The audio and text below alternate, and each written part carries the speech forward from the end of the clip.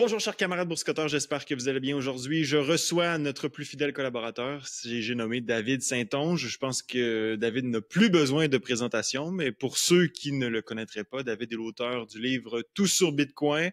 Donc, on va l'appeler un expert sur Bitcoin, même si des fois le mot expert est un peu galvaudé puis qu'on le critique beaucoup. Je pense que David a les connaissances assez approfondies là, pour, comment dire, avoir ce titre.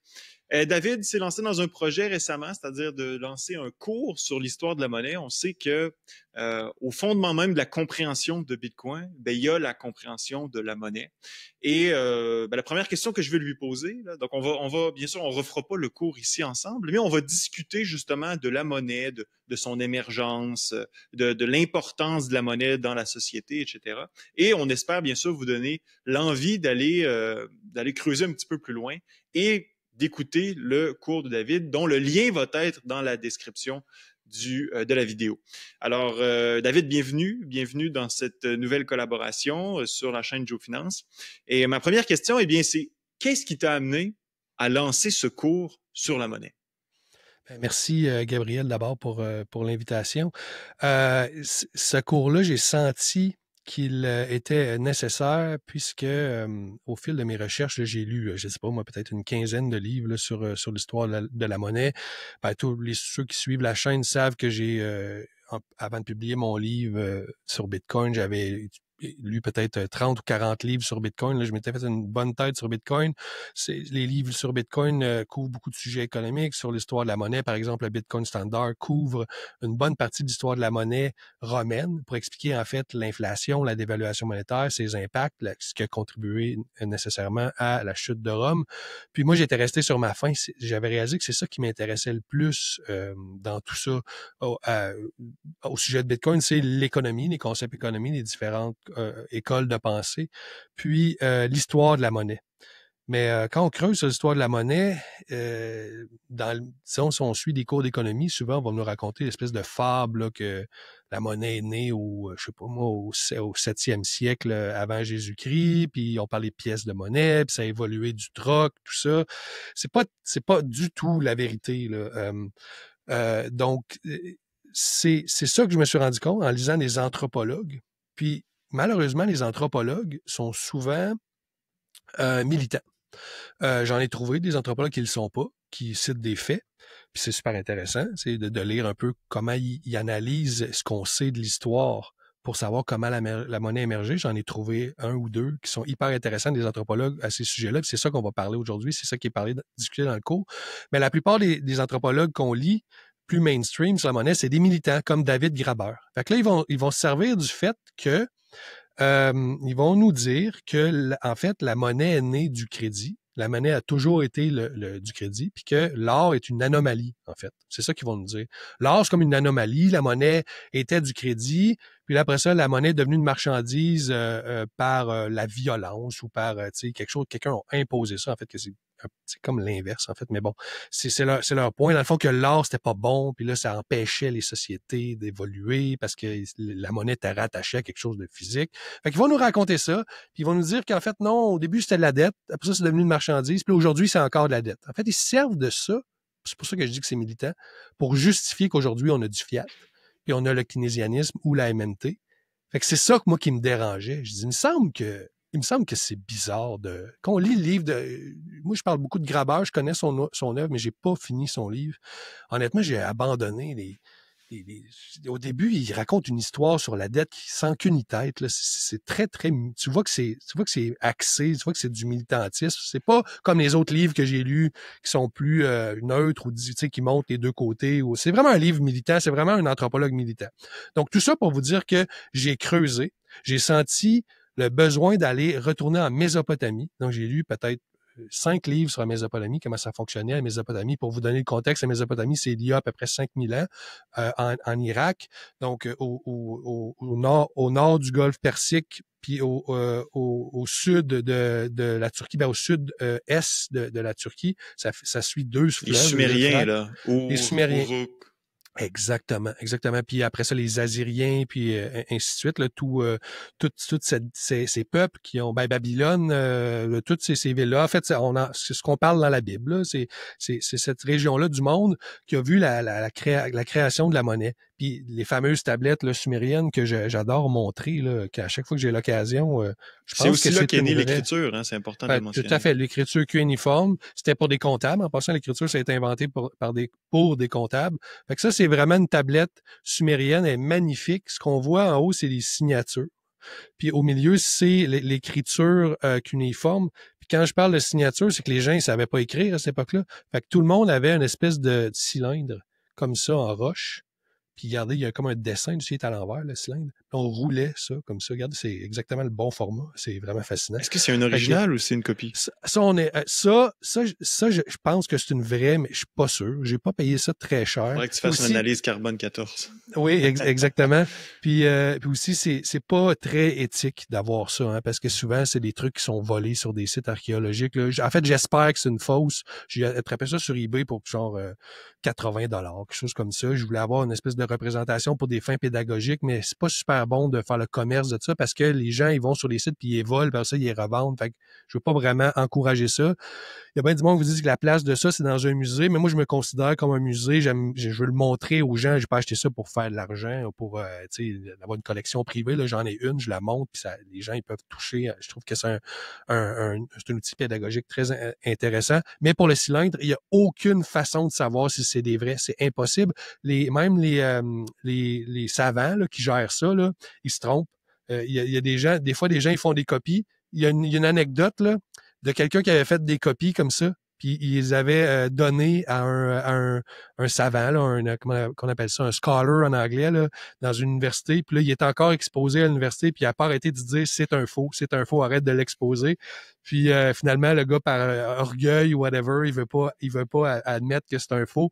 Puis il dit non, je l'ai certifié, c'est un vrai. Fait qu'il est exposé quelque part à Londres. Puis j'ai lu ça dans mes recherches que le gars avait fait exprès en disant j'en trouvais des vrais à par terre, ce qu'il pensait des vrais, puis je suis allé en faire, j'ai demandé à un artiste local d'en faire une copie, puis j'ai donné la copie à ce monsieur-là d'université, puis il a gardé la copie comme si c'était une vraie, puis c'est encore exposé. Fait que c'est juste pour vous dire que les cylindres, comme ça, il n'y a aucune manière de savoir si c'est des vrais. On peut pas les dater au carbone 14 parce que c'est des roches, tu sais, c'est pas quelque chose d'organique qui a été formé à une époque. C'est juste une roche gravée, fait que juste une tu peux roche. pas. Tu peux pas le. En tout cas, donc, tout ça pour vous dire que je vous montre ça parce que à l'époque sumérienne, les gens signaient comme ça, puis il y avait des contrats, puis c'est ces fameuses tablettes-là que nos anthropologues militants vont se servir pour dire, voyez, ça, c'est l'origine de la monnaie, et c'était du crédit, tu sais, l'élite des scribes à cette époque-là, ils géraient une espèce de système monétaire Mais là, avant de qui rentrer était là-dedans, sur des tablettes, je vais juste terminer rapidement, et que la monnaie a toujours été de la dette, puis en fait, c'est faux. On le verra, dans le cours, on le voit, puis on le verra peut-être dans notre discussion, que c'est faux, c'est pas comme ça que la monnaie émerge. Donc, j'ai dû creuser, faire des recherches en Mésopotamie pour savoir ce qu'il en était. Et j'ai mes propres conclusions. J'ai des conclusions j'ai les mêmes conclusions qui viennent de sortir d'un monsieur qui s'appelle Robert Murphy, puis Jonathan Newman du Mises Institute. C'est drôle, en parallèle, ils ont fait les mêmes genres de recherches que moi. C'est un hasard, là. Je savais même pas qu'ils faisaient ça. Puis là, ils publient des vidéos ces temps-ci où ils montrent leurs résultats de leur propre recherche, des écrits d'anthropologie qu'eux ont lus, puis ça débunk ce que les anthropologues militants disent. Eux, ils disent des choses sans porter de preuves archéologiques. Puis ces gars-là de la Mises Institute, c'est des économistes, ils sont tout le temps à dire, vous connaissez pas ça, vous êtes des économistes, vous n'êtes pas des historiens, vous n'êtes pas des anthropologues, mais ils sont allés voir ce que les archéologues ont fait comme recherche. Puis là, ils sont capables de dire, votre vision militante de l'anthropologie de l'émergence de la monnaie est fausse. Voici pourquoi. Puis ils ont sorti leur propre résultat de recherche très récemment. Là, ça a sorti sur YouTube. Fait que c'est intéressant que je peux même comparer le résultat de mes propres recherches à des vrais professeurs d'université qui ont fait le même genre de travail de recherche. Puis ça sort en même temps. Je trouve ça fascinant. Puis on conclut la même chose que oui, la monnaie est émergée d'une identification du marché par le shekel, en fait, en argent, ce qu'on parlera tantôt. Donc, ta question, vous le savez, vous me connaissez, moi, je suis le pro des détours et les explications là, mais c'était juste pour répondre pourquoi j'ai fait ça. C'était ça ma quête. d'aller voir dans les recherches archéologiques, anthropologiques, non militantes, qu'est-ce qu'il en était. J'ai eu des réponses. Puis il y a des gens du Mises Institute, deux gars très connus, deux gars très brillants qui sont arrivés aux mêmes conclusions parce que probablement qu'ils ont vu les mêmes choses que moi, dans le sens que tu lis sur les découvertes des tablettes entre mésopotamiennes, c'est public, là, on peut les lire, il y a des gens qui des chiffres, puis on arrive aux mêmes conclusions parce que c'est les recherches qu'on a faites, on a vu passer les mêmes voyons, lectures des tablettes, puis c'est assez clair, et tout ça est dans le cours et on va probablement en parler là. Fait que voilà. J'ai Donc fait mon finalement, détour. ton objectif, c'était un peu de démystifier, c'est ça, l'émergence de la monnaie, puis de réfuter les théories militantes de certains anthropologues. Donc c'est Oui, la raison pour laquelle tu t'es plongé là-dedans, puis que tu as mis oui. en place un cours qui expose ton analyse des faits finalement. C'est ça, c'est pas juste un cours, mettons, plate, là, voici ce qui s'est passé en telle année, la monnaie est née avec les Lydiens près de la Grèce antique, tu sais, puis que les pièces d'argent, non, c'est beaucoup plus intéressant que ça. Là, on recule en Mésopotamie, il y a 5000 ans, on parle des tablettes, on parle de comment la vie fonctionnait à cette époque-là.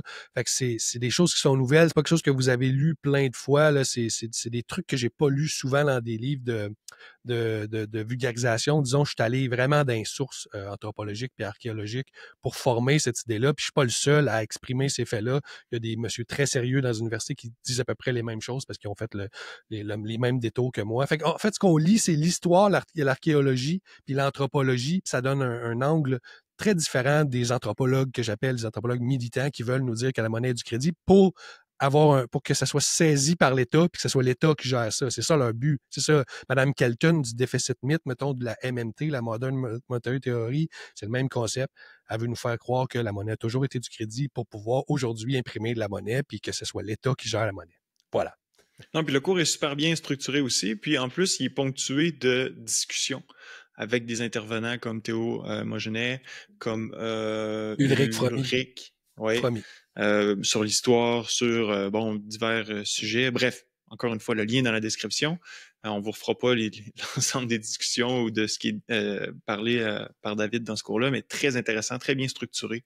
La plupart des vidéos sont assez courtes, donc vous pouvez en écouter une, puis ensuite revenir un peu plus tard. Donc, il n'y a pas de problème. Là, on ne vous lance pas dans des vidéos de 2-3 heures de temps. Là, donc, c'est vraiment bien fait. Bref, je vous le conseille. Puis, ben, cette discussion-là devrait vous donner le goût de vous plonger là-dedans. Là. Donc, merci David pour cette présentation de ton cours, puis les raisons qui t'ont poussé à le faire. Moi, je pense que pour cette discussion-là, ça serait important en premier lieu de mettre la table, hein, parce que, bon, on parle de monnaie.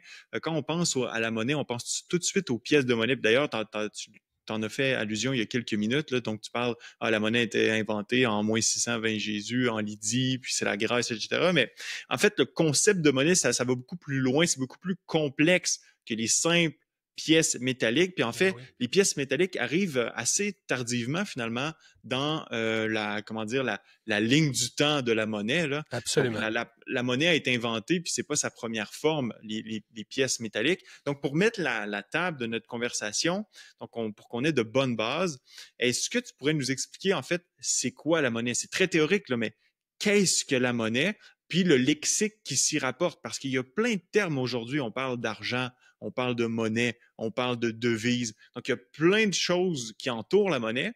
Donc, c'est quoi la monnaie? Puis, nous parlons un peu du lexique.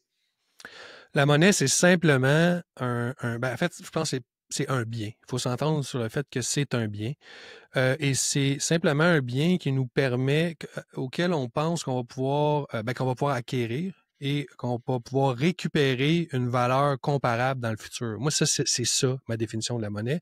La seule chose qu'il faut ajouter à ça, c'est simplement qu'il faut que ça soit assez rare pour pas que le marché fasse son œuvre. Qu'est-ce que je veux dire par le marché fasse son œuvre? C'est que il faut pas que quand on identifie quelque chose comme une monnaie, qu'on puisse en produire plus pour stabiliser son prix. Toutes les commodités, toutes les marchandises sur la Terre fonctionnent comme ça. Dès que le prix monte, on en produit plus parce que c'est plus alléchant, puis ça stabilise le prix. C'est pour ça que le prix des marchandises est en général assez stable sur la Terre. C'est le marché qui fait son œuvre, ça stabilise. Donc, pour avoir une monnaie, on peut pas avoir quelque chose qui est pas assez rare, quelque chose qu'on pourrait produire facilement pour en stabiliser le prix, parce que sinon, c'est une notion de ratio stock à flux, là, on ne rentrera pas là-dedans, c'est très bien expliqué dans le Bitcoin Standard. C'est pour vous dire qu'il faut que ça soit quelque chose auquel on va avoir confiance, qu'on va pouvoir récupérer sa valeur plus tard, et il faut que ça soit relativement rare pour pas que permettre à quelqu'un d'en créer plus pour stabiliser son prix. Ce serait ça ma définition de base, mais dans le cours, je passe à travers toutes les définitions là, de la monnaie, de l'espèce de théorie de monnaie dette, la théorie de la monnaie marchandise, la MMT, On va y revenir d'ailleurs sur ces théories-là. C'est ça, ma description de la prime monétaire. Fait que si tu veux, pour définir le lexique, le problème, en français, je trouve, souvent quand on va dire, je vais revenir à Bitcoin, mais qu'on va dire avant, que Bitcoin David, n'est pas une monnaie. Ah oui, excuse-moi, vas-y. Je t'interromps avant de parler du lexique. Ouais. Puis tu me diras si j'ai été un bon étudiant, parce que moi, j'ai vraiment écouté ton cours avec intérêt. J'ai pris des notes tout au long du cours. Okay. Puis, à la fin du cours, j'ai comme écrit 2 constats. Donc, un sur la monnaie. Donc, je me suis assis et je me suis dit, bon, après avoir écouté toutes les vidéos de David, qu'est-ce que c'est la monnaie selon moi, puis selon l'information que j'ai obtenue à travers ton cours. Puis le deuxième, c'est l'histoire de la monnaie. Donc, résumé en une courte phrase, c'est quoi l'histoire de la monnaie? Donc ça, on y reviendra un peu plus tard. Parfait. Mais j'aimerais ça que tu critiques ma définition de la monnaie, me dire ce que tu en penses.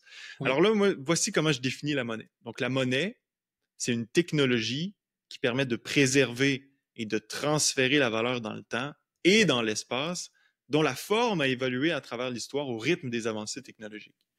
Absolument. C'est ça ma définition. C'est parfait. Puis ça, en fait, c'est une façon plus précise, plus intéressante de décrire ce que je viens de dire. Moi, la façon que je l'ai expliqué, c'est plus en layman term, mettons, en termes simples, dans le sens que c'est n'importe quoi, un bien que tu as. Puis un bien, ça peut être un bien numérique. Là. Pour moi, Bitcoin, c'est un bien. Là, c'est quelque chose que tu possèdes. Une dette, est-ce qu'une dette, c'est un bien? Ou en fait, un actif là, qui représenterait une dette dans la monnaie dette. Pour moi, la monnaie dette, c'est de la monnaie. Mais ça me reste un bien de cette façon-là. Fait que donc, ce que je dis, c'est un bien que tu acquiers et que tu as confiance que tu vas pouvoir récupérer sa valeur dans le futur. Mais est-ce que la monnaie est une technologie dans la définition? Absolument. La monnaie est une technologie, il n'y a pas de doute. Et c'est une technologie qui permet de conserver de la valeur, donc réserve de valeur, donc une confiance qu'on va pouvoir récupérer sa valeur. Puis toi, tu rajoutes les autres fonctions de la monnaie, le transfert dans l'espace et dans le temps. Dans le temps, c'est plutôt pour dire que c'est une réserve de valeur, donc elle conserve sa valeur. Puis, dans l'espace, c'est juste pour dire qu'il faut que ça soit transportable, minimalement transportable, que ça peut être dans des registres, parce que on peut avoir des... si tu me permets un aparté, là, ça, là, c'est pas facilement transportable. Hein? C'est des fameuses pierres de Yap. Oui. Celle-là, c'est moi qui l'ai pris en photo. C'est celle qu'il y a au... je peux le mettre dans même. C'est à Ottawa, je pense. À Ottawa, exactement. Ouais. Puis, il y en avait qui étaient pris dans l'océan. Il y avait des étaient tombés dans l'océan, puis ils servaient pareil, parce qu'on peut les transférer de manière scripturale ou dans la mémoire des gens, on peut la transférer. Fait que ça peut... On n'a même pas besoin de la bouger physiquement, tant que c'est transférable. Ça peut... donc, oui, j'approuve ta définition. La seule chose que je rajouterais, c'est le concept de rareté. Parce que tout ça est vrai, sauf que si tu choisis un bien qui n'est pas assez rare, comme j'ai expliqué tout à l'heure, ça va se dévaluer, on va pouvoir en créer plus. C'est un peu c'est un peu non-dit quand je dis préserver, réserve de valeur, ouais. Préserver et transférer de la valeur dans le temps. Si justement, comme tu le mentionnes, c'est pas un bien qui est rare, tu ne pourras pas atteindre cette caractéristique-là de la monnaie. Le concept de réserve de valeur implicitement implique une certaine rareté, puis c'est ça qu'on voit dans la monnaie fiat. Il y a une rareté dans la monnaie fiat parce qu'il y a un contrôle autoritaire sur... c'est pas n'importe qui peut en créer, mais il n'y a pas vraiment de limite sur la création. Et donc, c'est assez rare dans le sens que si tout le monde pouvait créer sa propre monnaie fiat, ça marcherait pas. Donc, il y a une certaine rareté parce qu'il y a un contrôle étatique centralisé, mais c'est pas une bonne réserve de valeur parce que c'est pas assez rare, parce qu'on justement, là, quand il y a plus de demandes pour la monnaie, on en imprime plus, puis ça stabilise son prix. C'est ça que la Banque centrale a fait quand la Banque centrale dit qu'elle veut stabiliser les prix à 2%, là, c'est qu'elle imprime de la monnaie pour pas qu'il y ait de la déflation. Ça, on en a déjà parlé dans une autre vidéo. Fait qu'elle elle produit plus de monnaie pour avoir une stabilité des prix, mais en fait, ce qu'elle veut dire, c'est qu'elle suit un peu la demande monétaire, la grosseur de l'économie pour pas qu'on vive de la déflation, pour pas que les banques, dans leur bilan, il y ait des maisons qui valent moins cher en nominal que la valeur de l'hypothèque. C'est ça, en fait, le rôle de la Banque centrale. Je pense qu'on a déjà parlé, puis j'en parle dans mon livre. C'est simplement ça. C'est une des raisons pourquoi on a cette cible-là à 2 c'est pour éviter qu'on ait de la déflation qui devrait être naturelle. Je lisais le livre de Jeff Booth, là, The Price of Tomorrow, le prix de demain en français, qui était publié par Consensus. Ça explique tout ça. Fait qu'on a fait un détour, tout ça pour vous dire que oui, ta définition est tout à fait bonne. C'est juste des mots plus précis pour décrire ma simple c'est plus dictionnaire, définition. disons. C'est plus dictionnaire. J'aime ça. C'est vrai que c'est une technologie. C'est intéressant de dire. Moi, je préfère dire que c'est un bien, mais c'est vrai que c'est une technologie, en fait. Quand ils ont fait les tablettes sumériennes, là, puis ils ont inventé l'espèce de système monétaire, c'est une technologie. Tu sais, estamper des pièces de monnaie, c'est une technologie. Fait que oui, la monnaie est tout à fait une technologie. Ça permet une cohésion sociale dans les échanges. On va en parler quand on va parler des sociétés sans monnaie plus tard. Mais là, je t'avais interrompu, là, mais je te laisse aller avec ton lexique aussi. Là. Donc ça, oui, c'est quand même important. Le lexique. En français, le problème, c'est que souvent, quand les gens vont dire Bitcoin, c'est pas de la monnaie. En fait, c'est qu'il y a une confusion en français sur le mot currency puis money. Il n'y a pas de deux mots en français pour currency et money. Les deux, c'est monnaie. Puis là, vous allez me dire, mais qu'en est-il de devise? Mais là, devise, c'est juste pour les monnaies étrangères. Donc, en France, mettons, au Canada, on va dire le dollar canadien est notre monnaie, puis on va dire que la livre sterling est la devise de l'Angleterre. On peut pas dire que nous, quand on est au Canada, on peut pas dire le dollar canadien est la devise du Canada, sinon c'est notre monnaie. Fait que c'est bizarre, mais c'est fait comme ça. Fait que devise, c'est pas la traduction de currency. Puis le problème, c'est que les gens, quand ils disent que Bitcoin n'est pas une monnaie, en fait, ce qu'ils veulent dire, c'est que Bitcoin n'est pas une currency, n'est pas une espèce de moyen d'échange globalement accepté encore, ou une genre de monnaie d'État. En fait, c'est un peu une monnaie d'État à cause du El Salvador, mais bon. On va pas rentrer là-dedans, là, c'est clairement pas notre monnaie d'État, on est d'accord. Et par contre, le mot money en anglais est beaucoup plus général. C'est juste, ça décrit l'outil ou la technologie, comme tu l'as si bien mentionné, qui permet des transferts de valeur à travers l'espace, à travers le temps. C'est ça de la monnaie. Puis Bitcoin, c'est littéralement l'exemple ultime de monnaie. Tu peux pas avoir un meilleur outil. C'est le apex de la monnaie, c'est la version finale de la monnaie parce que ça intègre toutes les qualités de l'or, puis dans le monde numérique, en fait. Fait que moi, je trouve que c'est la finalité de la monnaie, ça a toutes les caractéristiques. Puis en fait, c'est juste, il faut que le consensus social augmente pour que ça soit généralement accepté. Moi, je pense qu'on est là-dedans, là, quand Wall Street puis toutes les entreprises du monde mettent ça sur leur bilan parce qu'ils se rendent compte que c'est plus avantageux que toutes les autres formes d'actifs qui existent, on commence à aller dans l'adoption. C'est un peu plate qu'on ait contourné un peu les gens. Pour le moment, tu sais, là, c'est ceux qui ont accès à l'impression monétaire qui investissent. C'est littéralement le textbook de l'hyperinflation en passant. Là. On n'est pas en hyperinflation, mais quand il y a beaucoup d'inflation, les gens qui comprennent ces systèmes-là, ils prennent l'argent facilement créé puis ils la mettent dans des actifs plus durs. Durant la République de Weimar, c'était des usines. Les grands financiers, ceux qui avaient accès à la monnaie et qui construisaient des usines. Puis au Zimbabwe, les gens achetaient des voitures, le peuple là, achetait des voitures, des vélos, toutes sortes d'actifs tangibles pour passer à travers, qui allaient garder leur valeur. Ils servaient de tout comme monnaie au lieu de la monnaie. Fait que là, je pense que c'est ce qui se passe avec Wall Street puis avec les entreprises. Et donc, ce qu'on peut dire, c'est il y a une confusion entre monnaie et money, currency en français. Il n'y a pas deux mots. Et nous, on a le mot argent. Mais le mot argent, ça fait référence au billet et à la richesse. Fait que j'ai écrit un petit texte bien rapide dans le cours qui va tout vous résumer ça. Hey, ça, là, j'ai écrit ça 5 minutes avant de l'enregistrer pendant le cours, là, cette petite section-là. Je dis comment je voulais parler de ça, puis cette partie-là, j'avais pas réussi à la rédiger avant. Hein. En passant, le cours, c'est 80 000 mots. Fait que j'ai rédigé 80 000 mots en 3 semaines. Mais en fait, la moitié de 80 000 mots en 3 semaines avant de m'envoler pour Paris pour écrire le cours. C'est comme écrire un livre en 3 semaines. Puis il me manquait quelques sections, fait que je les ai rédigées avant, fait que ça s'en va comme ça. Lorsqu'on dit de la monnaie, la plupart des gens penseront qu'on fait référence à la petite monnaie qu'on reçoit en retour lors d'une transaction, comme tu parlais tout à l'heure, la monnaie qu'on reçoit en échange. Le change. Et si on dit la monnaie, les gens, de la monnaie, c'est du change. Puis si on dit la monnaie, les gens ils vont probablement penser qu'on parle de la monnaie d'État. La monnaie du Canada est le dollar canadien. On est d'accord avec ça. Mais qu'en est-il de l'argent? Un voleur ne vous dira jamais « donne-moi toute ta monnaie ». Donc, le voleur, il va dire « donne-moi ton argent ». Puis là, si le voleur est devant toi puis il dit « donne-moi tout ton argent », évidemment, il fait référence au billet. OK? Mais si le voleur, c'est un fraudeur numérique, OK? Puis il va te voler tout ton argent, mais il va pas te voler tes billets parce qu'il est pas chez vous, il est pas devant toi. Fait que là, il va te voler ton patrimoine. C'est ça. Quand un voleur sur Internet, il te vole tout ton argent, ben, il vole tes comptes de banque, tes actifs, tes assurances, il va tout changer ça. Fait que ça fait référence à la richesse. Donc, le mot argent fait référence au billet, puis fait référence aussi à la richesse.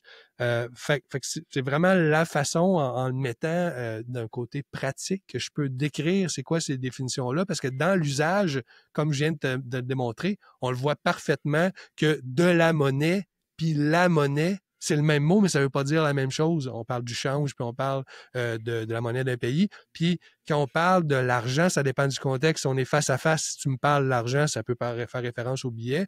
Puis si on parle de lui, il a beaucoup d'argent. Quand on dit quelqu'un, lui, il a beaucoup d'argent, on pense pas qu'il y a des piles de billets dans son sous-sol, là.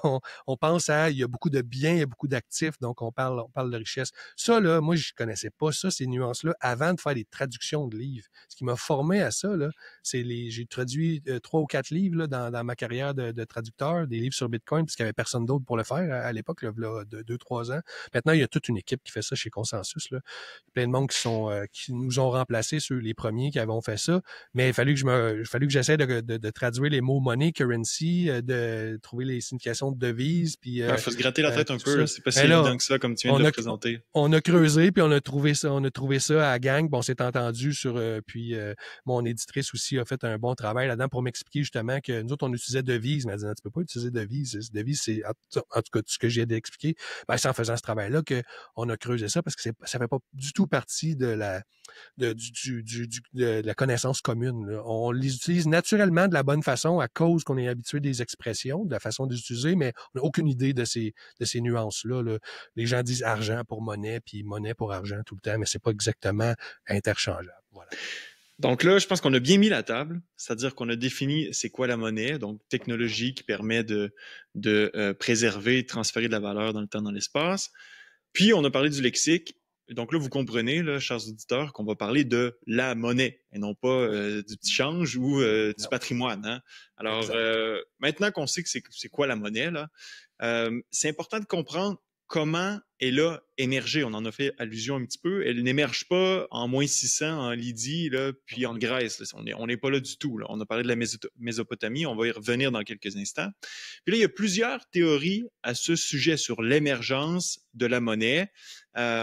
Puis, il y a probablement plusieurs personnes qui nous écoutent qui vont réaliser que finalement, c'est pas un concept aussi banal que ça peut le paraître. Là. Puis la monnaie, ça a pas été toujours, je veux dire, comme on l'a mentionné, des pièces de monnaie. Donc, finalement, qu'est-ce qui a poussé les hommes à développer cette technologie-là?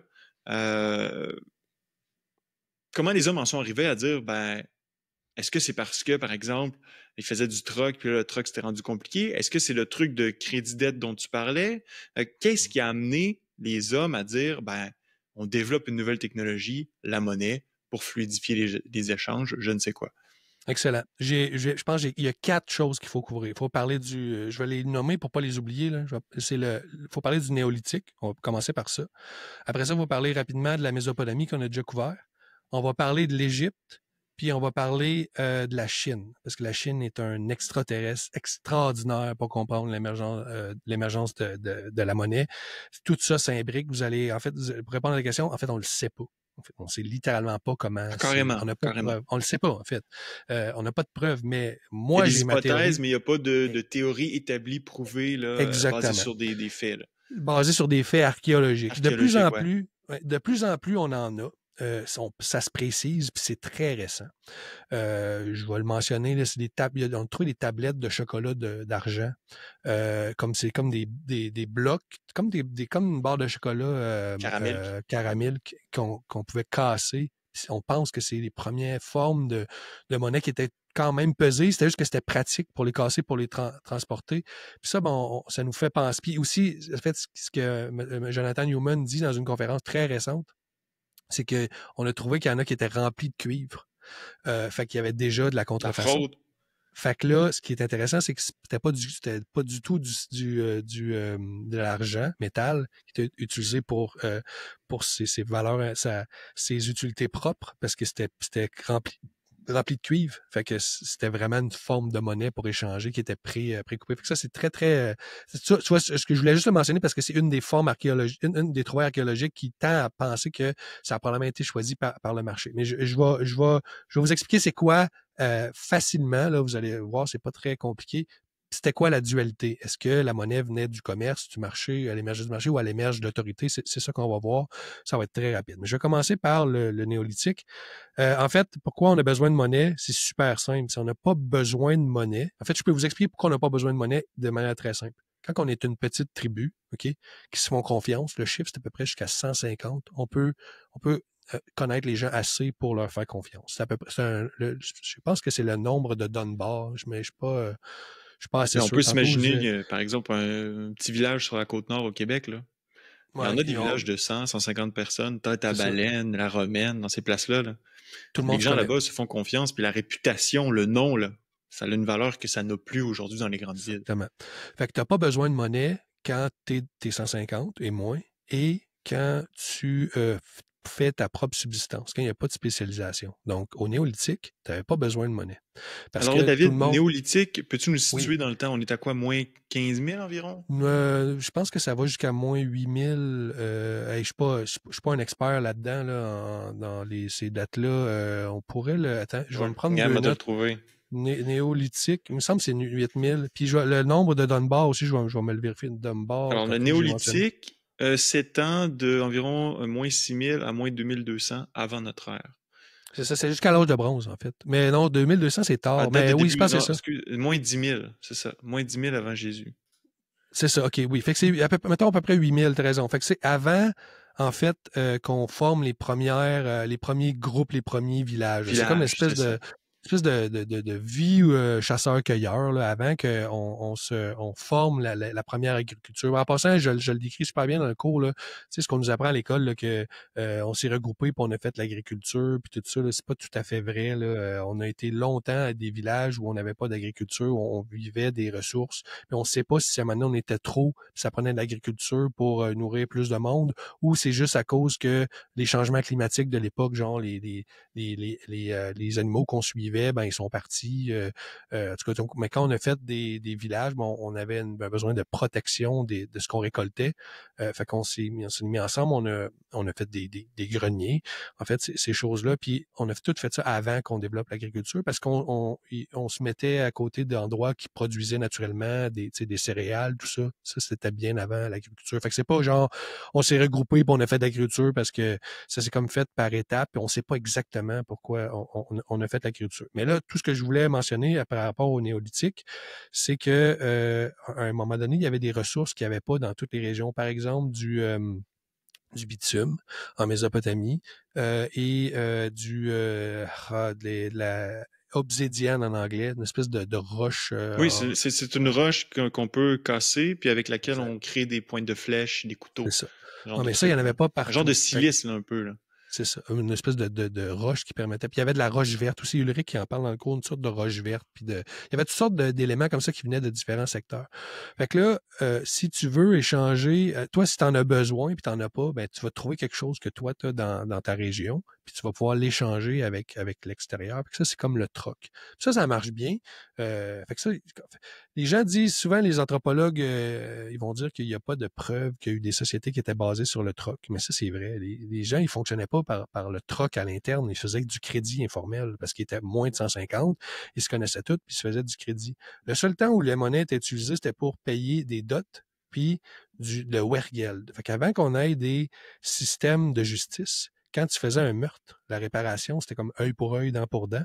La réparation, c'était le vergel, le prix du sang. Fait que c'était soit un paiement pour te libérer de ta dette envers, la dette sociale envers. Fait que ça, c'est les premières formes de monnaie avant qu'on aille la monnaie. C'était comme des paiements finaux, une valeur libératoire. Fait que ça, là, bien avant les systèmes monétaires en Égypte, en Mésopotamie, il y avait ces concepts-là de dot, puis les concepts de prix du sang qui étaient des paiements.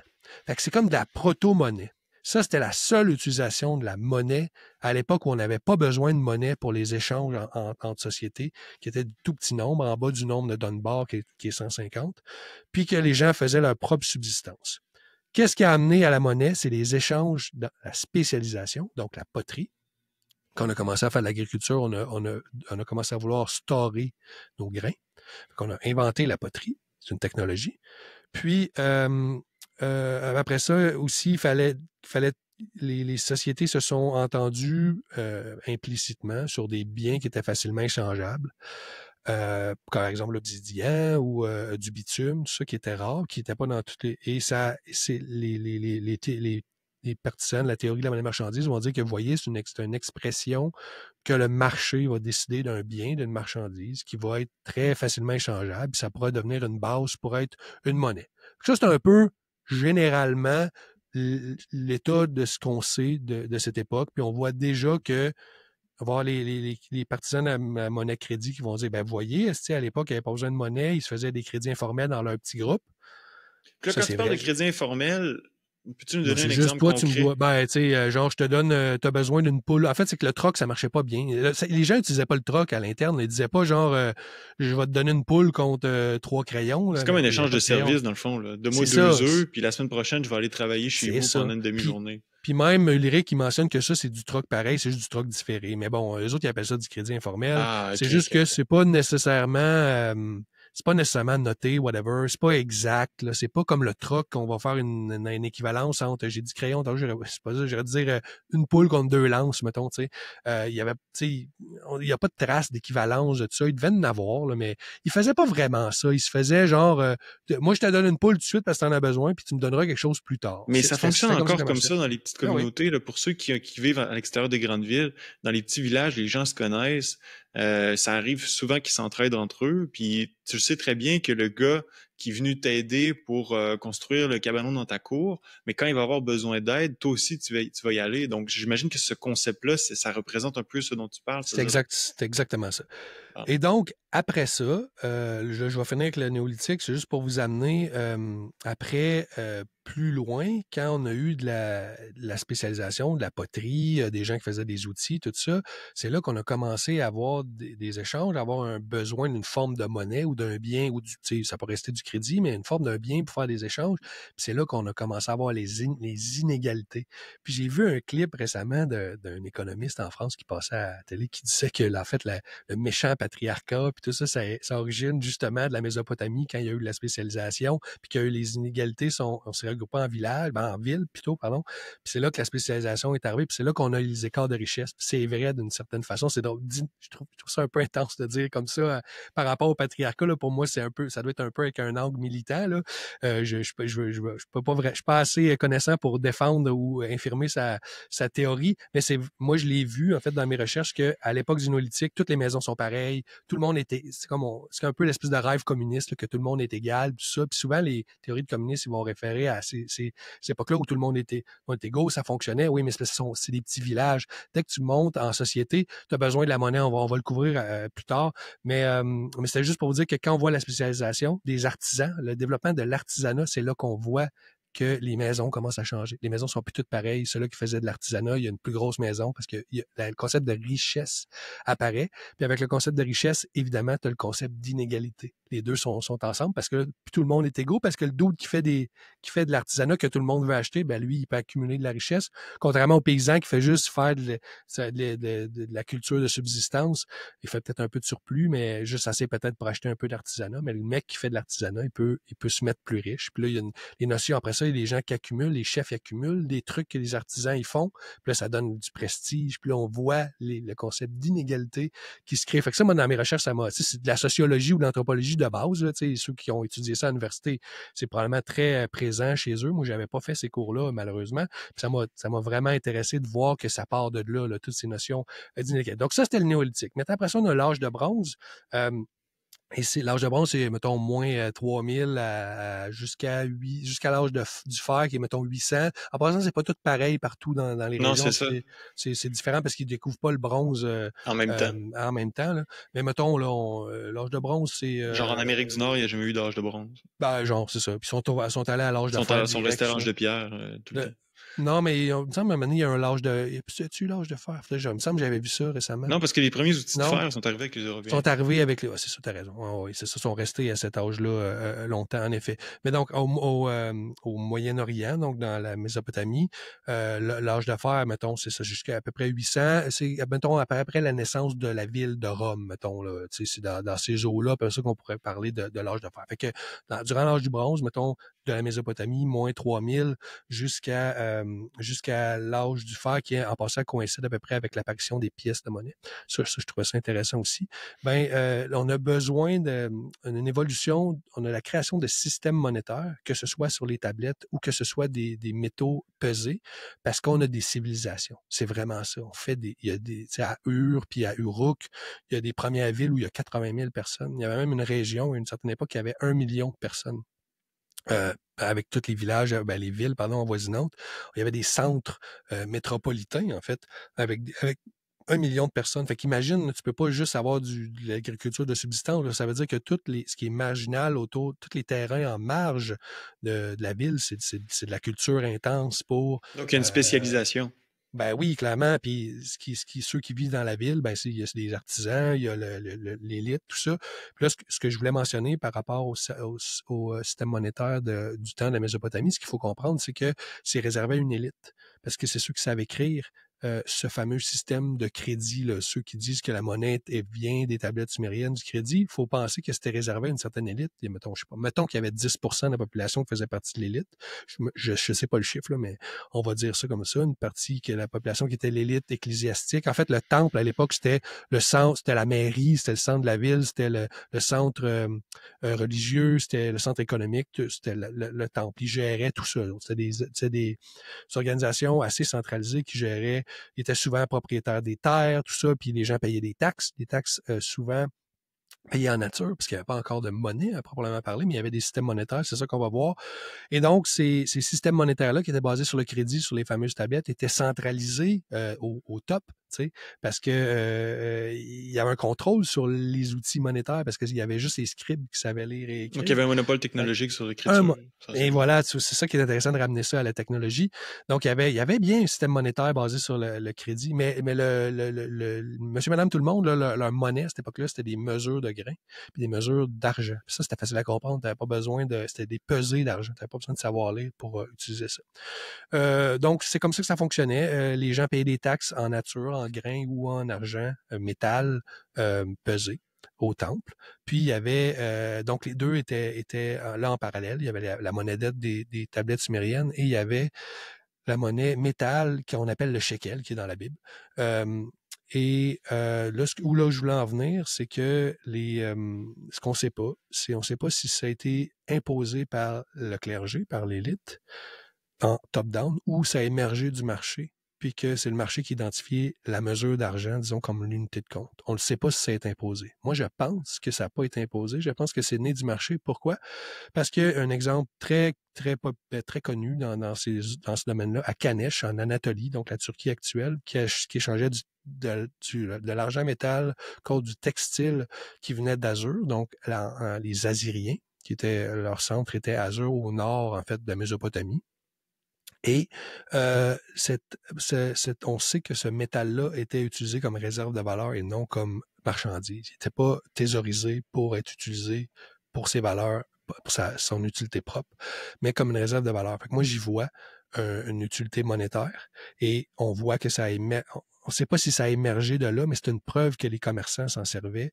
Est-ce que là, la question que je te pose pour avoir la réponse, on n'aura pas la réponse, mais ça pose une bonne question, c'est est-ce que tu penses que les marchands ont attendu que le clergé en Anatolie, l'élite en Anatolie décide que l'argent était une bonne façon de commercer avec l'étranger, puis qu'ils ont entendu qu'à Azure, le temple, ils décident la même chose pour pouvoir commercer. Ben non, ils sont partis.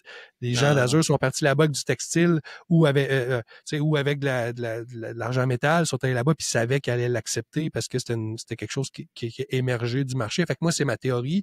On n'a pas les preuves de ça, mais on a ces preuves-là que ça existait, mais on ne sait pas si ça a été imposé top-down ou. Fait que moi, je pense que le clergé a vu que c'était utilisé par les gens. Puis après ça, on a des références des tablettes. En fait, les tablettes, le crédit était dénominé en unité de compte de grains ou d'argent. Là, les partisans de la monnaie lettre vont dire, tu vois, ça a été imposé par le clergé, mais en fait, on le sait pas. Peut-être qu'ils ont juste vu que c'était comme ça que ça fonctionnait dans la société, puis ils l'ont codifié dans les... C'est tout, ils l'ont pas nécessairement imposé. Fait que c'est là l'état de la recherche, on ne sait pas, en fait. Voilà, vas-y. Mais ce que j'allais dire, c'est que, bon, c'est deux anecdotes, là, évidemment, mais qui vont un peu dans le sens de ce que tu dis. Donc, je ne veux pas donner trop de poids à ça parce que comme je l'ai dit, c'est des anecdotes, mais de mon vivant, là, j'ai été témoin de la création de 2 monnaies. Là, tu vas dire de quoi tu parles.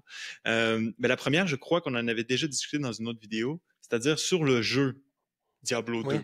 Oui, Les SOG, Stone Oui. of Jordan, Oui. étaient un item parmi tant d'autres, mais celles-ci ont émergé à travers le jeu comme la monnaie de référence, alors qu'il y avait des pièces de monnaie qui existaient, qui étaient imposées par le jeu, mais ce sont ces anneaux-là là, qui lui donnaient des caractéristiques à ton personnage, qui ont émergé. Puis, tous les autres items du jeu étaient évalués par rapport à ça. Oui. étaient évalués par rapport au nombre d'anneaux que ça valait. Donc ça, c'est mon première anecdote. Le deuxième, alors là, celui-là, c'est encore plus drôle, mais quand j'étais au secondaire, dans l'autobus, on faisait des échanges dans nos boîtes à lunch. OK? Mm-hmm. Puis, évidemment, personne dans l'autobus avait aucune idée de concept de monnaie. Personne n'avait jamais réfléchi à ça. Il n'y avait aucun intellectuel dans l'autobus. C'était juste des jeunes qui voulaient s'échanger des trucs dans leur lunch. Puis, on est venu, après plusieurs semaines, plusieurs mois, il y a un item dans les boîtes à lunch qui avait plus de valeur que tout le reste. C'était les rouleaux. Les Val les rouleaux nature. Fruits. Non, les Val nature sucrés salés. Alors là, quand tu avais ça dans ta boîte à lunch, là, ça valait. Et là, on en est venu. Et ça s'est fait de façon complètement décentralisée et, comme je le dis, de façon complètement non intellectuelle. Okay? On en est venu à, à pricer tous les items qu'il y avait dans nos boîtes à lunch en nombre de Bortante Val Nature. Donc, on disait, gars, je t'échange tel jus contre 2 sucrés salés. Wow. Fait que c'est juste, moi, dans ma tête, depuis que j'apprends sur la monnaie, que je discute avec toi, ces 2 anecdotes-là sont revenues puis m'ont fait penser que je peux pas croire que la monnaie ne peut pas émerger. Tu as assisté à l'émergence de 2 unités de compte dans ton vivant. Dans mon vivant. Où tu étais impliqué, puis tu as vu c'était quoi l'émergence. Absolument, c'est super intéressant. Puis il y en a un troisième, Bitcoin. Je veux dire, quand il a été pricé pour la première fois avec les pizzas, puis c'est le même principe, ça a émergé. Puis si tu me permets une petite parenthèse, là, c'est très pointu, mais ça va sûrement rajouter des belles connaissances à ton auditoire. C'est le théorème de régression je me souviens pas quel économiste autrichien, je suis pas bon avec les noms. Hayek ou non, en tout cas, un de la gang. Peu importe, c'est pas grave. Lui, il y a un théorème de régression qui dit, en fait, que les économistes autrichiens, ils voient pas vraiment que c'est possible d'avoir une émergence monétaire sans avoir une utilité sous-jacente, dans le sens, par exemple, l'argent, ça peut servir, tu sais, c'est physique, l'or, même principe. Fait qu'eux autres, ils pensent que cet article-là est utilisé au début, puis c'est ça qui donne une certaine valeur avant d'être utilisé comme monnaie, ça permet l'émergence. Mais en fait, moi, je suis pas. Il y a beaucoup de gens qui étudient des économistes autrichiens qui comprennent Bitcoin, qui pensent que ce théorème-là, en fait, il y a des économistes autrichiens qui aiment pas Bitcoin parce qu'ils disent que ça peut pas être une monnaie parce qu'il y a pas d'utilité à la base, à l'origine. Fait qu'on peut pas, ça peut pas. Comment? Ouais, exactement. Genre, souvent des gold bugs. Mais en fait, c'est faux parce que Bitcoin, ça pouvait servir à quelque chose à l'origine, genre un token que des geeks s'échangent, puis ils s'échangeaient ça avant que ça ait un prix. Puis c'était juste une novelty pour le plaisir. Puis, en fait, le théorème d'agression, ça démontre un peu l'exemple que tu disais. Tu sais, ta barre là, de Val Nature, elle a une utilité propre. Là, au début, c'est pour manger, elle a une certaine valeur. Puis là, de là, c'est quelque chose qui s'échange très bien, qui est en demande. Donc, ça devient une monnaie. Eux, ils voient ça comme ça. Puis c'est pas faux, mais ils voient pas le lien avec Bitcoin. Parce que Bitcoin sont là, il n'y a pas d'autre utilité parce que c'est pas physique. Mais moi, je suis pas d'accord parce qu'il peut avoir une autre utilité, genre juste échanger un jeton. Oui, mais c'est Pour le parce que plaisir, pour la novelty, puis ça a émergé quand même avec une valeur. Fait que je voulais juste rajouter cette petite notion-là que dans des cercles économiques très pointus, ils ne voient pas Bitcoin comme une monnaie parce que selon eux, ça contredit ce fameux théorème de régression-là. Moi, je suis pas d'accord. Vas-y, t'as oui, mais rajouté quelque chose? c'est très important ce que tu dis, mais le problème, c'est qu'avant l'avènement de Bitcoin, il n'y avait pas d'alternative. C'est-à-dire qu'il n'y avait pas on va dire, de biens qu'on pouvait utiliser en tant que monnaie, qui n'avaient pas de valeur d'usage, puis qui étaient rares, qui n'étaient pas facilement C'est vrai. reproduisables. C'est vrai, mais c'est vraiment au niveau de l'espèce d'émergence du prix qu'eux autres ils disent comme il faut que le truc ait une valeur intrinsèque, le terme que j'haïs dire, là, mais une espèce de valeur d'usage pour initier le truc. Mais je pense que Bitcoin prouve que t'as pas besoin d'avoir une valeur d'usage à proprement parler dans leur vision. Mais moi, je la vois, la valeur d'usage. C'est juste un truc incroyable qui n'existait pas. Puis les gens se sont mis à dépenser de l'énergie avec leur ordinateur pour en avoir, pour se l'échanger juste pour le fun. Puis éventuellement, ça a émergé, on se disait, hey, ça a des qualités de monnaie, ça. Puis là, il y a eu un prix, quelqu'un qui l'a vendu, échangé contre 2 pizzas. Ça a initié le truc. C'est la première fois que Bitcoin avait une valeur. Puis donc, moi, je ne pense pas que c'est en porte-à-faux avec le théorème de régression. Hey, on est très, très pointu, là. En tout cas, ceux qui veulent creuser ça, allez-y. Mais c'est un fait très, très, dans les grosses discussions très intellectuelles sur ces sujets-là, le théorème de régression revient souvent. Puis je vous ai donné l'espèce de réponse des Bitcoiners qui est Bitcoin avait une utilité intéressante là, de novelty au début, puis il y a un prix qui peut émerger de ça, pas besoin d'avoir une physicalité pour ça. Et donc, si tu me permets de poursuivre avec mes deux autres exemples, l'Égypte très rapidement, Vas-y. puis la Chine, tout ce que je veux dire en Égypte, c'est que l'Égypte avait définitivement des systèmes monétaires.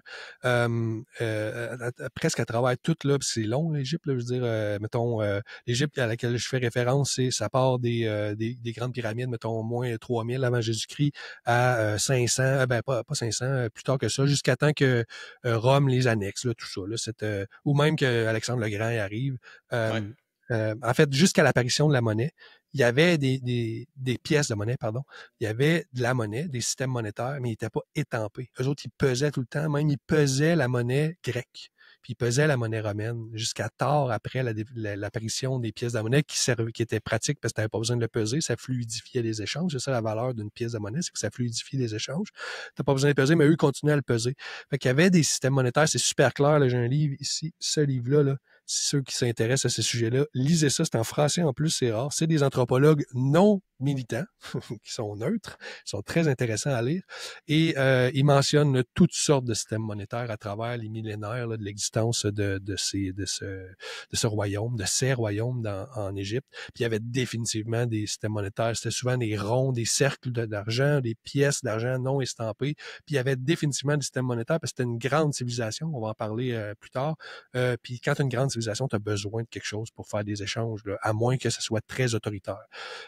Donc, voilà, rapidement, pour l'Égypte, je vous confirme qu'il y avait des systèmes monétaires. Et la Chine, ce qui est fascinant, là, je vous montre une pièce. Là. Ça, c'est une pièce chinoise du Moyen-Âge, mais les pièces en Antiquité étaient pareilles. C'était des pièces coulées en bronze qui valaient rien. Il n'y avait pas de valeur intrinsèque. Puis c'est du fiat depuis le début. C'est la monnaie signe qu'on appelle. Et la monnaie en Chine, à partir de l'Antiquité jusqu'à récemment, jusqu'au 19e, 20e siècle, là, c'était littéralement du fiat. Donc, Depuis le début. c'était des tokens de la récréothèque, là. Exactement. Puis il n'y avait pas de monopole d'État, même de l'Antiquité. Ça part avec des coquillages. En fait, au début, c'était des coquillages, comme c'est arrivé souvent. Là. Ceux qui s'intéressent à l'histoire de la monnaie, souvent, à plein d'endroits, ça a émergé comme des coquillages. Mais quand ils ont manqué de coquillages, ils copiaient en bronze, tout simplement. Puis il n'y avait pas genre une valeur plus chère pour le coquillage. La copie en bronze, c'était la même valeur. Fait que c'était pas genre c'était plus cher parce que c'était en bronze ou c'était moins cher parce que c'était une copie. Non, c'était un signe, en fait, qu'on appelle. Puis la valeur de la monnaie était basée juste sur la grosseur de l'économie divisée par le nombre d'unités, à peu près. Tu sais, je veux dire, c'était pas calculé comme ça, là, mais je veux dire, tu comprends, c'est que en fait, c'est qu'il gérait l'inflation un peu déjà à cette époque-là. C'est quand il sentait que la monnaie était surévaluée, il en imprimait plus. Quand elle était sous-évaluée, il y avait une gestion vraiment de l'économie, un peu comme les taux d'intérêt aujourd'hui. Il y avait comme un genre de concept de banque centrale, même si, ce qui est fou, c'est qu'il n'y avait pas le monopole. N'importe qui pouvait couler du bronze. Puis il n'y avait pas nécessairement une étampe dessus. C'était pas le monopole de l'État. Puis c'était déjà du fiat pendant tous ces siècles et ces millénaires-là, en fait.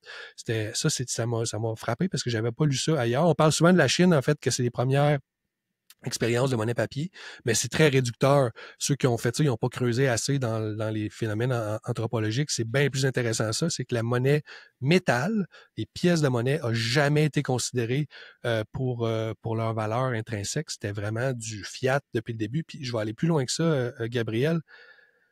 Même, ils n'utilisaient pas l'or parce que l'or, pour commercer à l'extérieur, ils n'utilisaient même pas l'or, ils utilisaient la soie. Parce que l'or, ils ne voulaient absolument pas se servir de ça parce qu'il y avait la vision de la MNT, la vision fiat, c'est que ils disaient que si la monnaie valait quelque chose, comme de l'or, les gens allaient le thésauriser puis ça allait ralentir le flux de la monnaie. La fluidité, il y a un nom pour ça, là, comment on appelle ça? La vélocité. La vélocité, ça allait ralentir exact. La vélocité de la monnaie. Il y avait ces concepts-là déjà à l'époque. Moi, je trouve ça fascinant. Fait qu'ils pensaient que ça allait, fait qu'ils ne servaient pas de l'or, c'est comme interdit. Puis même pour le commerce extérieur, eux autres utilisaient la soie. Fait que c'est un exemple vraiment intéressant. Tu vois, moi c'est ça. Là, je suis convaincu que la monnaie émerge du marché, puis la monnaie marchandise, tout ça. J'ai pas de doute, là, même après toutes mes recherches. Mais je ne vais pas nier que certaines sociétés ont créé du fiat à partir du début, avec tout ce que ça implique de conséquences. C'est que c'était extrêmement autoritaire. Là. Ouais, mais tu sais ça, tout ça vient avec l'État qui impose son monopole sur la monnaie. Ben, en fait, il n'y avait pas de monopole sur l'émission, mais il y avait un monopole légal sur l'acceptation. Si tu n'acceptais pas la monnaie, déjà, tu avais des grosses peines. Si, mettons, la monnaie était trop abîmée ou tu voulais pas l'accepter ou tu acceptais d'autres choses, il y avait des trucs qui étaient liés à ça, des peines ou de la prison ou la mort qui étaient associées à ça. Fait que c'est une notion de violence et d'autorité qui venait avec ça parce que c'était pas libre. En fait, ils étaient pas libres de choisir leur propre monnaie. Donc, c'est cette dualité-là. Là. Puis je pense que, en fait, j'ai fini. C'est ce que je voulais vous mentionner, en fait, que on a parlé du néolithique, comment émerge le besoin de monnaie là, dans les sociétés très primitives. Quand tu es chasseur-cueilleur, puis tu as ta propre subsistance, il n'y a pas de spécialisation, tu n'as pas besoin de monnaie. Tu peux faire du crédit informel. Après ça, la spécialisation se développe. T'arrive que tu as besoin d'avoir quelque chose pour échanger avec l'autre, pour obtenir le bien que toi, tu peux pas faire. Après ça, on a l'exemple de la Mésopotamie où il y a les deux. Tu as la monnaie crédit qui est avec l'élite parce qu'ils ont les tablettes, mais tu as le peuple aussi, puis les commerçants. En passant, les commerçants, il y avait un scribe. Hein, les commerçants faisaient du crédit aussi, puis il y avait des gestions de tablettes pour gérer l'inventaire. Fait que les commerçants avaient des scribes, mais ils utilisaient l'argent physique aussi, le métal, l'argent métal physique. Après ça, j'ai mentionné rapidement l'Égypte qui était super intéressant, qui a eu beaucoup de systèmes monétaires différents et que les autres, ils ont pesé la monnaie jusqu'à tard après l'invention de la technologie des pièces de monnaie. Puis, j'ai terminé avec les Chinois de l'Antiquité au Moyen Âge et plus tard utilisaient une espèce de monnaie fiat qui part de coquillage, qui est en bronze, qui valait rien. Ah, puis dernier point par rapport aux Chinois, très intéressant, c'est que quand il y avait une pénurie de bronze, de cuivre, là, des trucs pour faire le bronze, ben imagine-toi donc qu'ils découpaient la monnaie pour en augmenter la masse monétaire parce que des fois, le cuivre valait plus cher que la valeur de la valeur faciale de la monnaie, la valeur intrinsèque. Fait que ça fuckait leur système monétaire. Fait qu'à ce moment-là, il les découpait. Il découpait le centre, puis il faisait comme deux pièces. Avec une pièce, il doublait la masse monétaire pour compenser, parce qu'à un moment donné, il se frappait au concept économique que si ta monnaie est supposée de valoir une valeur nominale qui est imposée par l'autorité, mais quand la valeur intrinsèque du métal dépasse cette valeur nominale-là, tu as un problème. Comme on est arrivé, nous, avec les cents. Aux États-Unis, en ce moment, ça coûte 5 cents faire une scène. Là. Ben, à un moment donné, ils vont arrêter d'en faire parce que ça coûte plus cher à faire que la valeur nominale. Ça fait pas de sens. Ben, imagine-toi donc que le problème qu'on a aujourd'hui avec les scènes au Canada qui ont disparu, puis le problème qu'ils ont aux États-Unis en ce moment, c'est arrivé en Chine il y a des siècles. Puis ce qu'ils ont fait, c'est qu'ils ont doublé la masse monétaire en découpant. Dans le fond, ce qu'ils faisaient, c'est qu'ils prenaient une pièce, ils gardaient une petite pièce au centre, puis ils faisaient un autre contour pour faire deux pièces avec la même pièce. Oui, parce que là, ça amène à soit thésauriser la monnaie, soit la prendre, la faire fondre, puis faire d'autres choses avec. Là. Ben, c'est Donc, ça. si les scènes sont faites en cuivre aux États-Unis, je sais pas encore c'est quoi la teneur en cuivre Oui, ça, non, c'est de l'acier, je pense, à de cette heure, l'acier. ouais. Bon, c'est ça. Ouais. Donc, Couvert. finalement, ton acier te coûterait moins cher. T'achètes des Ah, attends, scènes à une remarque. scène. C'est pas vrai, excuse-moi, c'est pas vrai. C'est les 10 scènes, les 5 scènes, le cœur est en acier, puis ils mettent une petite couverture de zinc, mais les scènes noires, tu peux pas faire ça avec autre chose que du cuivre, d'après moi. Je sais pas. Ou Faudra les cours, je regarder. me souviens plus, faudrait regarder. Mais Hey, sinon, t'achètes je vais des en mettre scènes une à note. une scène, puis si ça vaut 5 scènes de cuivre, tu fais Ben fondre oui. souvent le cuivre. Ouais, puis c'est illégal, hein, de faire ça en passant. Voulez-vous un petit exemple très Pas rapide ça. vers rapport à ça? C'est pour ça qu'il y a pas de. C'est pour ça qu'il n'y a plus d'argent des 25 cents des années 70 puis 60 hein, sur le marché, parce qu'il est dans les banques, puis il est en argent, puis ça vaut 5 piastres le 25 cents et plus. Fait qu'à une époque, quand ça a dépassé, toutes les banques qui traitaient, ils ont tout enlevé. Il y a peut-être quelqu'un, genre un commis, là, qui voyait ça, puis ils ont tout pris, puis s'est fait une fortune avec ça. Je sais pas si c'était les banques vraiment, là, comme l'organisation de la banque qui ont fait ça à des fins mercantiles ou c'est des employés, là, peu importe, là, j'étais pas chez eux, mais ce qu'on sait, c'est que c'est tout sorti de l'économie parce que il valait beaucoup plus cher que la valeur nominale. Fait qu'en fait, dans l'histoire, on a vu ça très souvent, que la pièce de monnaie d'État avec une valeur nominale sorte parce que la valeur intrinsèque de ce qui la compose est plus... c'est un petit aparté. Donc, si je fais une petite conclusion sur les raisons pour lesquelles la technologie de monnaie émerge à travers l'humanité. Donc, essentiellement, on passe, puis là, je me base sur ce que tu viens de me dire, mais aussi sur des notes que j'ai prises lorsque j'ai écouté ton cours. Donc, on passe du paléolithique au néolithique, les populations se sédentarisent. Okay? Donc, il y a plusieurs facteurs environnementaux qui amènent les populations à se sédentariser, comme tu l'as mentionné. Et là, vu qu'on se sédentarise, on a une spécialisation économique, par exemple l'agriculture. Donc, on bouge plus, donc on fait de l'agriculture. Des surplus économiques émanent de cette spécialisation économique. Ça peut être la poterie, ça peut être l'agriculture. Et là, lorsqu'on a des surplus économiques, ben, on fait des échanges. Et là, quand on fait des échanges, ben, la monnaie émerge parce que ça devient un besoin. Si on veut fluidifier les échanges entre les différentes tribus, entre les différentes civilisations, ben, ça nous prend quelque chose pour fluidifier tous ces échanges-là. Et la monnaie, comme tu l'as mentionné, parce que tu as couvert quelques civilisations, est là émanée de différentes façons à travers le temps. Monnaie scripturale, avec les fameuses tablettes que tu nous as présentées.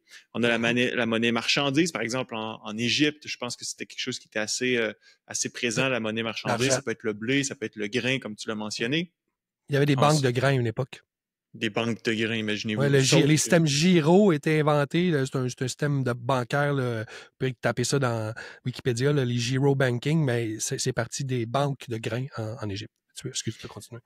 Donc, voilà, c'est ça. Donc, justement, les monnaies marchandises, puis viennent à émerger les monnaies métalliques surtout autour de la Grèce. Là. Donc, je ne sais pas si tu veux nous parler un petit peu peut-être de cette émergence-là, comment on en arrive aux pièces métalliques. Finalement, ce que j'en comprends de ce que tu nous as déjà dit, c'est que c'est en quelque sorte une avancée technologique. Au lieu de peser les métaux, ben, on a des monnaies qui sont déjà frappées, puis qui ont une valeur nominale, qui représentent une valeur de métal. Donc, on n'a plus besoin de les peser. On sait exactement comment est-ce que ça pèse et qu'est-ce que ça représente.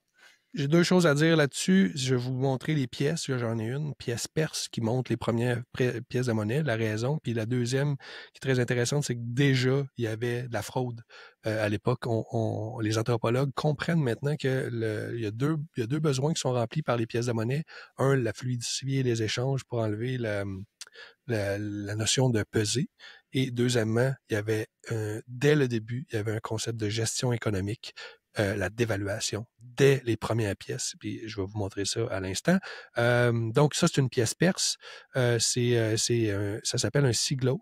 Puis c'est le roi dessus, c'est Darius, un roi perse très connu. Là, on voit pas très bien parce qu'il a été surétampé plusieurs fois. Puis à l'arrière, il y avait un trou pour vérifier si c'était vraiment c'était pas juste un truc avec une couche plaquée en argent. Là. Il faisait pour voir l'intérieur de la pièce, le cœur de la pièce. Le cœur, exactement, il faisait ça. Remarque, je trouve ça un peu étrange parce que tu peux bien faire un trou dedans puis plaquer, là, mais bon, c'est tout le temps ça qui est dit qu'il y avait une espèce de trou pour observer l'intérieur de la pièce. Fait que ça, c'était vraiment un vrai. Ça, c'était un vrai Daric perse. Puis en fait, c'est né les Perses ont pris la technologie des Lydiens. C'est les Lydiens qui ont inventé les pièces de monnaie. Puis comme vous le voyez, c'était juste Qui des espèces de correspond blobs. à peu près à l'Asie mineure, là, Turquie Oui, exactement. d'aujourd'hui. C'est les Lydiens, le fameux Crésus, comme dans Riche comme Crésus. Ben, la légende veut qu'il y avait une rivière remplie d'or, d'électrum, en fait. Puis ils prenaient les blobs, comme ça, là, je vous le rappelle, les premières pièces, c'est vraiment une espèce de blob. Puis c'était en électrum. L'électrum, c'est un mélange d'argent et d'or. Et l'électrum naturel, là, genre 70% d'or, il me semble que c'est ça le chiffre. Puis lui, quand il émettait des pièces, quand les Perses, en fait, ont trouvé la technologie, encore on parle de technologie, pour séparer l'or et l'argent, quand ils ont fait des siglos, puis des darics, le daric, c'est la même pièce, mais en or. J'en ai un quelque part, une copie d'un daric. Ouais, la première pièce de monnaie qu'on monte partout, c'est un espèce de lion qui chasse une proie, là, un genre de chevreuil. Là. Je l'ai ici, regarde ça. C'est une copie d'un Daric. C'est pas un vrai Daric parce qu'un Daric, ça vaut une fortune. Fait que là, à droite ou à gauche, là, je sais pas l'angle de caméra, mais il y a comme un lion là, qui saute sur une proie. Fait que ça, c'est ça que ça ressemblait. Fait que si je peux vous montrer là, la copie puis la vraie pièce, là, c'est à peu près de la même grosseur. On voit que. Bon. Et cette pièce-là, c'est ce qu'on voit dans tous les livres sur l'histoire de la monnaie. C'est comme une des premières pièces. C'est le Daric en or. C'est perse. Pourquoi c'est perse? D'un, on sait à cause du roi Daric, là, mais c'est parce que c'est les Perses qui avaient la technologie pour séparer. En fait, non, c'est pas vrai. C'est pas vrai. C'est Crésus. C'est à partir de Crésus, avant les Perses. Désolé. C'est Crésus c'est dans le temps de Crésus qu'ils ont développé la technologie pour séparer l'or et l'argent. Puis là où je veux en venir, c'est que quand ils faisaient des pièces d'électrum, une fois qu'ils ont appris à séparer l'argent, ils remixaient l'électrum à 40% d'or. Fait qu'ils dévaluaient. Fait que, imagine, là, le rôle de ça, c'était de fluidifier les échanges, donc enlever le besoin de peser, tester à pète, tu disais oui, c'est vraiment une vraie pièce. Puis déjà, quand on fait des recherches archéologiques, puis qu'on en trouve, puis qu'on les teste, ils ont 40% d'or au lieu de 70. Fait que déjà, Crésus, il faisait de la dévaluation monétaire dès le début. Moi, je trouve ça fascinant. Et l'explication de ça, la rationalisation de ça, c'est que c'était un contrôle économique. Donc, il augmentait la masse monétaire. Fait que dès le début, les pièces de monnaie ont été utilisées pour deux choses. Fluidifier les échanges parce que tu n'as pas besoin de le peser. Et de deux, garantir, en fait, l'espèce de valeur nominale. C'était étrange parce que c'était du métal, mais c'était ça pareil. Puis, déjà, ils trichaient. Ils mettaient 40% d'or au lieu de 70% d'or, qui est le métal naturel. Donc, il faut comprendre que quand on trouvait de l'électrum, c'était 70% d'or, 30% d'argent. Et lui, il baissait à 40%. Fait qu'on a des preuves archéologiques de la première. Fait que ça, c'est intéressant. Fait que c'est les Lydiens en Anatolie, qui ont proche de la Grèce, la Turquie puis la Grèce, qui ont trouvé ça. Les Grecs ont vu ça. Alexandre le Grand a mis ça à travers le monde connu de l'époque pour On payer retrouve des les pièces tribus. jusqu'en Afghanistan là, de Ouais. l'époque Puis d'Alexandre le Grand. ça, là, ce qu'il faut comprendre, c'est que ça n'a pas été créé pour le fluidifier. Je dis que ça fluidifiait les échanges. C'est conceptuel, parce qu'à l'époque, c'était pas nécessairement utilisé pour le commerce, parce que ça, là, ça valait ben trop cher. Tu ne pouvais pas acheter une pomme. C'était comme une journée de travail, OK? Tu peux pas acheter une pomme avec ça. C'était ben trop gros. Fait C'est pour les que, grosses transactions, ouais, finalement. exactement, Donc la exactement. Puis monnaie a été inventée pour réaliser de grandes transactions. Au niveau du peuple, là, on c'était fonctionnait pas ça. probablement toujours avec des échanges en monnaie marchandise ou quoi C'est que ce ça. soit. Là. C'était pour l'élite. C'était vraiment pour l'élite. Puis Alexandre le Grand l'a démocratisé pour le paiement des. C'était le meilleur outil pour payer des troupes. En fait, c'est ça que ça a permis de faire. Ça a permis à Alexandre le Grand de conquérir le monde parce qu'il pouvait payer ses troupes. C'était une façon de transporter un moyen de paiement. Tu sais, imagine si tu payes tes troupes en grains. Imagine combien que ça va prendre de. Ben déjà d'un, fait que tu traînes le grain pour les nourrir ou que tu trouves le grain sur place pour les nourrir. Il y avait déjà ce problème-là. Mais s'il fallait en plus que tes payes, puis c'était plus que leur ration quotidienne, il faut que les gens, tu imagines le problème de faut que tu le gardes, où c'est que tu mets ça, si tu te fais payer en Égypte, des fois, ils se faisaient payer en pain. C'est ça, des fois, on a cette notion-là qu'il y avait il se faisait, il y a une unité de compte, c'était le pain, puis il se faisait payer en argent, parce qu'à un moment donné, si tu reçois 20 pains par jour, t'en mangeras pas 20, OK? Fait que déjà, en Égypte, on avait ce problème-là.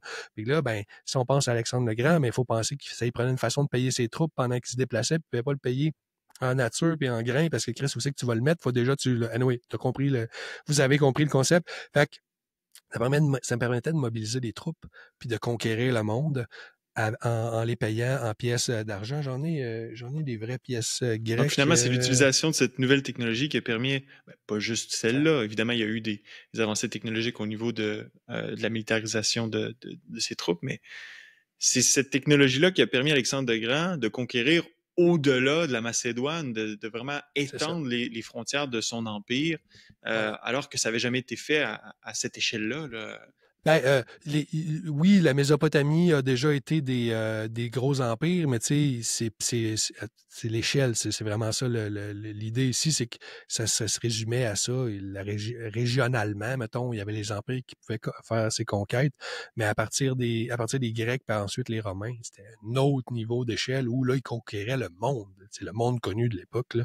C'était plus juste régional. Fait que oui, c'est définitivement la monnaie. En fait, c'est la première aussi dispersion à grande échelle de la monnaie. Parce que on voit que les premières pièces de monnaie, là, les siglos, là, on en trouve juste dans une zone régionale très réservée à ceux qui l'acceptaient. Tandis que les pièces grecques, on les trouve, comme tu as dit, jusqu'aux confins de cet empire. Fait que ça a beaucoup, beaucoup aidé. Fait que je pense que pour vrai, là, on a vraiment couvert l'émergence et l'utilité de la monnaie et des pièces de monnaie depuis le début. On est bon. On a fait ça en quoi, 1h10. C'est un bravo à nous deux. Je pense qu'on comprend mieux que l'espèce de petite légende normale que, ah oui, il y avait le troc, puis là, après ça, on s'est rendu compte que, c'est donc bien plus pratique d'avoir des pièces de monnaie, mais c'est pas Non, ça non, c'est pantoute. pas Parce que ça. même que les premières pièces de monnaie servaient pas du tout à faire des échanges quotidiens puis à fluidifier, tu sais. Conceptuellement, on le dit que ça fluidifiait parce que t'as pas besoin de le peser. Mais c'était pas les échanges nécessairement quotidiens, là, tu sais, c'était, mettons, des paiements de taxes. Si on recule rapidement en Mésopotamie puis en Égypte, où il y avait les systèmes monétaires, t'as pas le choix d'avoir ça pour ta société. Mais ça servait pas nécessairement à payer le pain, ça servait à payer les taxes au temple, ça permettait d'avoir un fonctionnement social, tu sais. La monnaie était un outil qui pouvait permettre de faire des paiements de, de pallier, de fermer. Il y a un terme pour ça qui ne me vient pas, mais c'est les obligations, tu sais, de fournir les obligations que tu as par rapport à l'État ou par rapport à ton prochain, les obligations sociales, comme fournir le paiement de taxes en nature ou en métal. Ça permettait de faire ça. C'est une société qui n'a pas de monnaie ou d'unité de compte. Puis là, on intègre, mettons, les mesures de grains là-dedans comme monnaie. Si il faut que tu payes des taxes, ben, tu as nécessairement une unité de compte parce qu'il faut mesurer, tu sais, ça prend combien de Mhm. grains, ça prend combien de... Fait que ces systèmes monétaires-là existaient pour permettre la vie en société. Puis pourquoi c'est important? Imagine, tu peux pas avoir une cité, OK, sans avoir des paiements de taxes, sans avoir une façon d'accumuler des ressources, comme tu disais tantôt, avec les spécialisations, tu as des surplus, parce que les gens dans la cité, ils cultivent pas la terre. C'est les gens, c'est les paysans autour. Fait que ça prend une façon pour faire des échanges pour qu'eux puissent se nourrir, soit avec des paiements de taxes en nature pour qu'ils puissent faire de l'artisanat, faire la gestion l'élite, fallait qu'ils gèrent, fait qu'ils n'allaient pas cultiver la terre. Fait qu'il y a toute cette notion-là qui permet la création des civilisations. Donc, n'en déplaise j'en parle souvent, ça, les fameux démocrates qui sont contre la monnaie, là, des gens qui sont pour la démocratie, mais qui sont contre la monnaie parce qu'ils disent que c'est la source de tous les maux. Mais je suis désolé, vous ne pouvez pas avoir une société, une grosse société qui fonctionne, ou même une démocratie. Je pense qu'on est rendu là dans le discours, je vais parler des sociétés qui n'avaient pas de monnaie. Ça va me permettre de pointer ce fait-là. Ben, ceux qui sont pour la démocratie puis la liberté, ben ils peuvent pas être contre la monnaie parce que c'est la seule façon d'avoir la démocratie et la liberté. Parce que si t'as pas de monnaie, ben tu as un contrôle autoritaire. Je pense que ça fait un excellent saut à Oui, exactement. notre prochaine section. Ouais. Donc, sans monnaie, il n'y a pas de liberté, puis sans monnaie libre, il n'y a pas de liberté non plus. Mais bref, Mais ça c'est intéressant. Il y a une petite nuance, là. En effet, si la monnaie est contrôlée, c'est intéressant. On peut avoir une monnaie qui est pas libre, puis avoir une société, mais est-ce que les gens vont être complètement libres? C'est une non, parce excellente que tu belle peux question contrôler les gens à travers la philosophique. monnaie, c'est un outil de Voilà, contrôle. c'est D'ailleurs, ça. je veux pas passer trop de temps là-dessus, mais rapidement, la monnaie métallique devient aussi un outil de propagande. Hein? Absolument, 100%. À travers la Grèce, à travers Rome, comme tu as montré les premières pièces là, où on voyait un lion qui chassait je ne sais quoi, mais rapidement, c'est la tête des rois qu'on commence à imprimer sur les Absolument. monnaies pour démontrer le rapport de force. Regardez, là. J'ai la première, bien plus tard, mais ça, c'est la première pièce française juste avant le franc. Ben, en même temps que le franc, là, j'ai aussi la première pièce. C'est la première pièce où il y a une tête de roi. Avant ça, c'était des pièces comme ça, avec juste des armoiries comme ça, là, des signes puis des armoiries. Puis ça, c'était en 1500 quelque chose, là, 1540. J'ai pas celle-là, c'est 1500. 75. Fait que, tu sais, c'est ça qui est fou, c'est qu'à des époques, les Grecs ont mis non, au début, mettons, les Grecs ont mis des faces d'Alexandre le Grand après Alexandre le Grand. Les Romains, au début de la République, c'était juste des images de famille, puis des espèces des mythes fondateurs de Rome, tout ça. Puis à partir de l'Empire, là, c'était les faces des empereurs pour faire la propagande. Après ça, les faces ont plutôt disparu. Puis là, tu vois en France, au 16e siècle, les faces de monarques réapparaissent. Fait que c'est super intéressant aussi. Ça s'appelle de l'iconographie. Oui, l'iconographie, c'est ça. Il y a littéralement des livres écrits là-dessus. On peut étudier l'histoire à travers, puis les concepts de société à travers l'iconographie. On n'embarquera pas là-dedans, mais c'est très bien de le souligner. Non, c'est intéressant de mettre ça quand même en relation, c'est-à-dire l'iconographie sur la monnaie, puis aussi le rapport de pouvoir. Donc, regarde, voici ma face, et c'est moi qui contrôle la monnaie, et donc, voilà, indirectement, je te contrôle. C'est un peu ça aussi, là. Mais là, on parlait des civilisations, puis tu as ouvert un peu la porte là, sur les civilisations qui n'ont jamais adopté la monnaie. Ouais. Donc là, on a vu que les monnaies émergent à différents endroits sur la planète au sein de plusieurs civilisations. Donc, tu as parlé de la Chine, de la Mésopotamie, de l'Égypte. Mais puis la monnaie devient nécessaire pour fluidifier les échanges, payer la solde des soldats, donc favoriser l'expansion du commerce, créer des richesses, parce que s'il n'y a pas d'échange, il n'y a pas de commerce. S'il n'y a pas de commerce, il n'y a pas de création de richesses. Et donc, par contre, il y a certaines civilisations, et là j'ai appris ça dans ton cours, les Incas, Sparte, qui ont atteint des proportions significatives sans jamais adopter cette technologie. Alors là, comment c'est possible que des civilisations comme par exemple les Incas c'était majeur comme civilisation là, en Amérique du Sud, avant l'arrivée des Européens, bien sûr. C'était une des grandes civilisations, maintenant disparues, mais ils n'ont jamais adopté la monnaie. Même chose du côté de Sparte, qui était la grande rivale d'Athènes. Donc, comment tout ça est possible, finalement? J'ai débuté avec les Incas, c'est sûr que je connais le moins, mais je peux vous dire deux faits assez intéressants. De un, il était blindé d'or, ce qui est fou. Il était blindé d'or, puis il n'y avait pas de monnaie. Mais je pense que c'était j'avais pris un screenshot d'un cours. J'ai dans mes plans de suivre un cours justement sur les Incas pour en savoir plus. Tu vois, c'est ça, tu mets le bras dans le tordeur de ces affaires-là, puis tu te rends compte que, ah merde, faut que j'apprenne sur telle civilisation, telle autre civilisation, puis ça finit plus. Fait que dans ma liste, il y a nécessairement les Incas. Puis dans une vidéo à ce sujet que je voulais regarder, j'avais pris un screenshot d'une description, c'est ici, OK? Ça compare les Aztèques, parce que, bon, dans l'Amérique antique, là, il y avait les Mayas, les Incas, puis les Aztèques. Les Aztèques, c'est les Mexicains. Oui. Les Mayas, c'est l'Amérique centrale, là, le Guatemala, Salvador, le Guatemala, tout ça. Puis les Incas, c'est l'Amérique du Sud. Puis dans le petit screenshot que je m'étais pris, ça fait vraiment la comparaison que les Mayas, par exemple, c'était vraiment des cités-États. C'était toutes des cités-États qui étaient indépendantes, puis qui faisaient du commerce entre eux autres, puis il y avait comme une espèce de notion peut-être plus de liberté ou de décentralisation, tandis que les Mayas, c'était vraiment un empire centralisé. Les Aztèques, là tu parlais des Mayas. Excuse-moi, les Aztèques, oui, les Mayas, c'était des cités-États au centre, Amérique centrale, puis pas les Aztèques, les Incas, pardon. Les Incas. Les Incas. Les Incas, c'était vraiment centralisé et ça leur permettait, en fait, probablement d'avoir une civilisation qui était sans monnaie parce que tout, c'est plus du top-down. Ça te permet d'un peu comme le communisme, tu sais, qu'ultimement, dans le communisme, t'as peut-être pas besoin de monnaie parce que tout est planifié de manière centrale puis tout va bien avec leur super politburo très intelligent qui comprend toute l'économie et qui, vous voyez que c'est un peu ironique ce que je dis, mais c'est cette comparaison-là qu'on peut faire entre les fameux Mayas puis les Incas qui avaient une organisation sociale différente. Puis moi, je pense que c'est un lien avec la monnaie. Et la deuxième chose que je voulais dire sur les Incas, c'est que ils n'ont pas toffé longtemps quand parce que probablement qu'ils n'étaient pas résilients. Puis moi, je pense que je peux faire un lien. Là, je m'avance, je parle à travers mon chapeau parce que je les connais pas encore assez, mais je peux vous faire le parallèle avec les Spartes que je connais plus. Mais le parallèle que je vois, c'est que quand les Européens sont arrivés, sont effondrés assez rapidement parce que ça devait être très, très centralisé. Tu coupes la tête, vraiment... puis toute la hiérarchie tombe.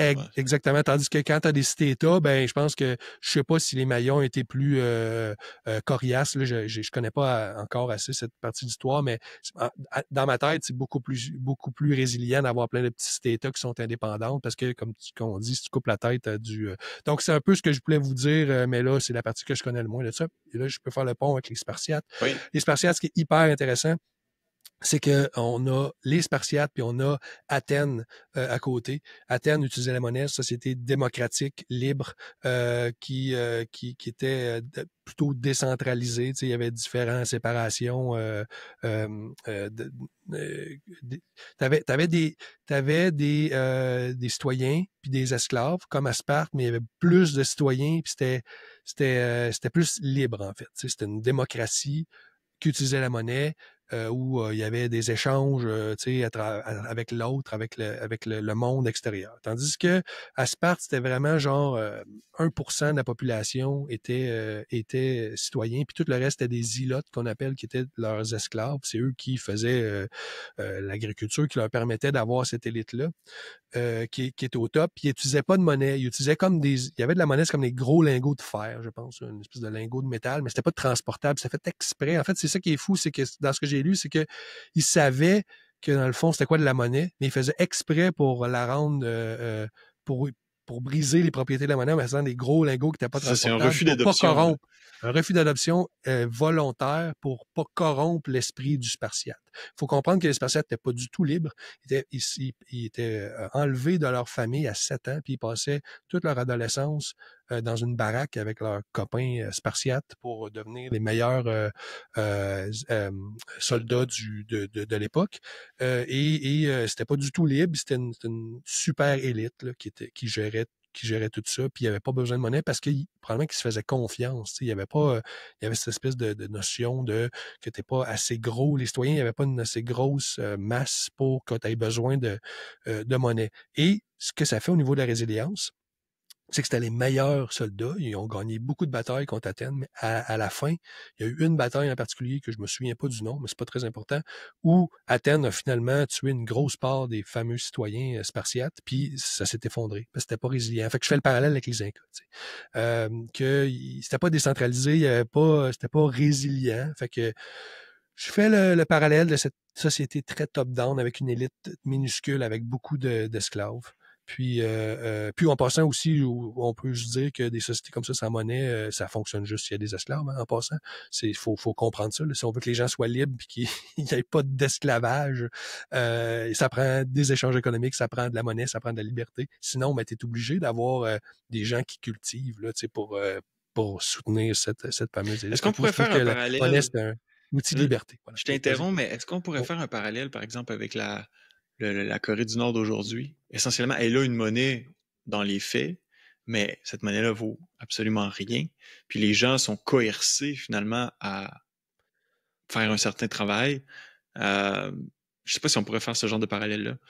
Ben oui, c'est sûr. En fait, tu peux pas voir une organisation de société libre sans une façon de mesurer le travail, les échanges, ça n'existe pas. En fait, ça existe, mais ça va être top-down, ça va être imposé. L'exemple de la Chine que j'ai décrit tout à l'heure, ça fonctionnait, mais ça fonctionnait parce qu'il y avait une autorité qui imposait. Si tu veux que les gens choisissent, si tu laisses les gens, mettons que tu laisses la liberté des gens d'accepter ou pas de la monnaie, tu ne pourras jamais avoir une monnaie de mauvaise qualité, les gens vont la refuser. La seule façon d'avoir une monnaie de mauvaise qualité, donc qui émerge pas du marché ou qui est un signe, qui est du fiat, de l'imposer. Puis la MMT a un peu raison par rapport à ça. La MMT explique très bien, la Modern Monetary Theory explique très bien pourquoi le fiat a de la valeur. C'est parce qu'il faut que tu payes des impôts. Ça se résume à ça. Et ben, c'est que dans le fond, c'est une prophétie autoréalisatrice. Comme tu es obligé d'acquérir du fiat pour payer tes impôts, ben, ça crée une demande pour le fiat. Donc, ça crée une valeur. Tu es obligé d'en acquérir. Fait que ça enclenche le processus de valeur. Puis d'ailleurs, il y a des gens, c'est exactement pareil, il y a des gens qui affirment que pour que de la monnaie ait de la valeur, il faut absolument qu'il y ait une autorité qui t'oblige à payer des impôts dans cette monnaie-là. C'est fascinant. Ils vont vraiment te dire ça, puis ils vont t'obstiner en disant non, la monnaie, ça n'existait pas avant l'État, parce que c'est l'État en imposant les taxes, l'impôt, qui force le paysan à créer du surplus, puis pour payer son impôt, fait que ça fait plus de production, puis c'est comme il y a déjà des gens avec qui je me suis obstiné qui avaient l'air de me dire que si on forçait pas le paysan à payer de l'impôt, les gens mourraient de faim, genre, que c'était nécessaire d'avoir la taxe. Ah oui, je te dis, ça va loin dans ces théories-là que, selon ce que j'ai lu, c'est pas tout à fait comme ça que ça s'est, en tout cas, ma compréhension de toutes les faits historiques que j'ai lus, c'est pas ça, là. C'est pas que le paysan, il a pas attendu que le temple, il lui oblige à payer des taxes pour avoir des surplus. Là, c'est un peu étrange, mais ils vont jusque-là dans leur raisonnement. Mais il reste que c'est vrai qu'une des raisons pourquoi le fiat a de la valeur, c'est qu'on est obligé d'en acquérir pour payer les impôts, puis ça crée une fameuse demande. Donc, pour conclure sur ce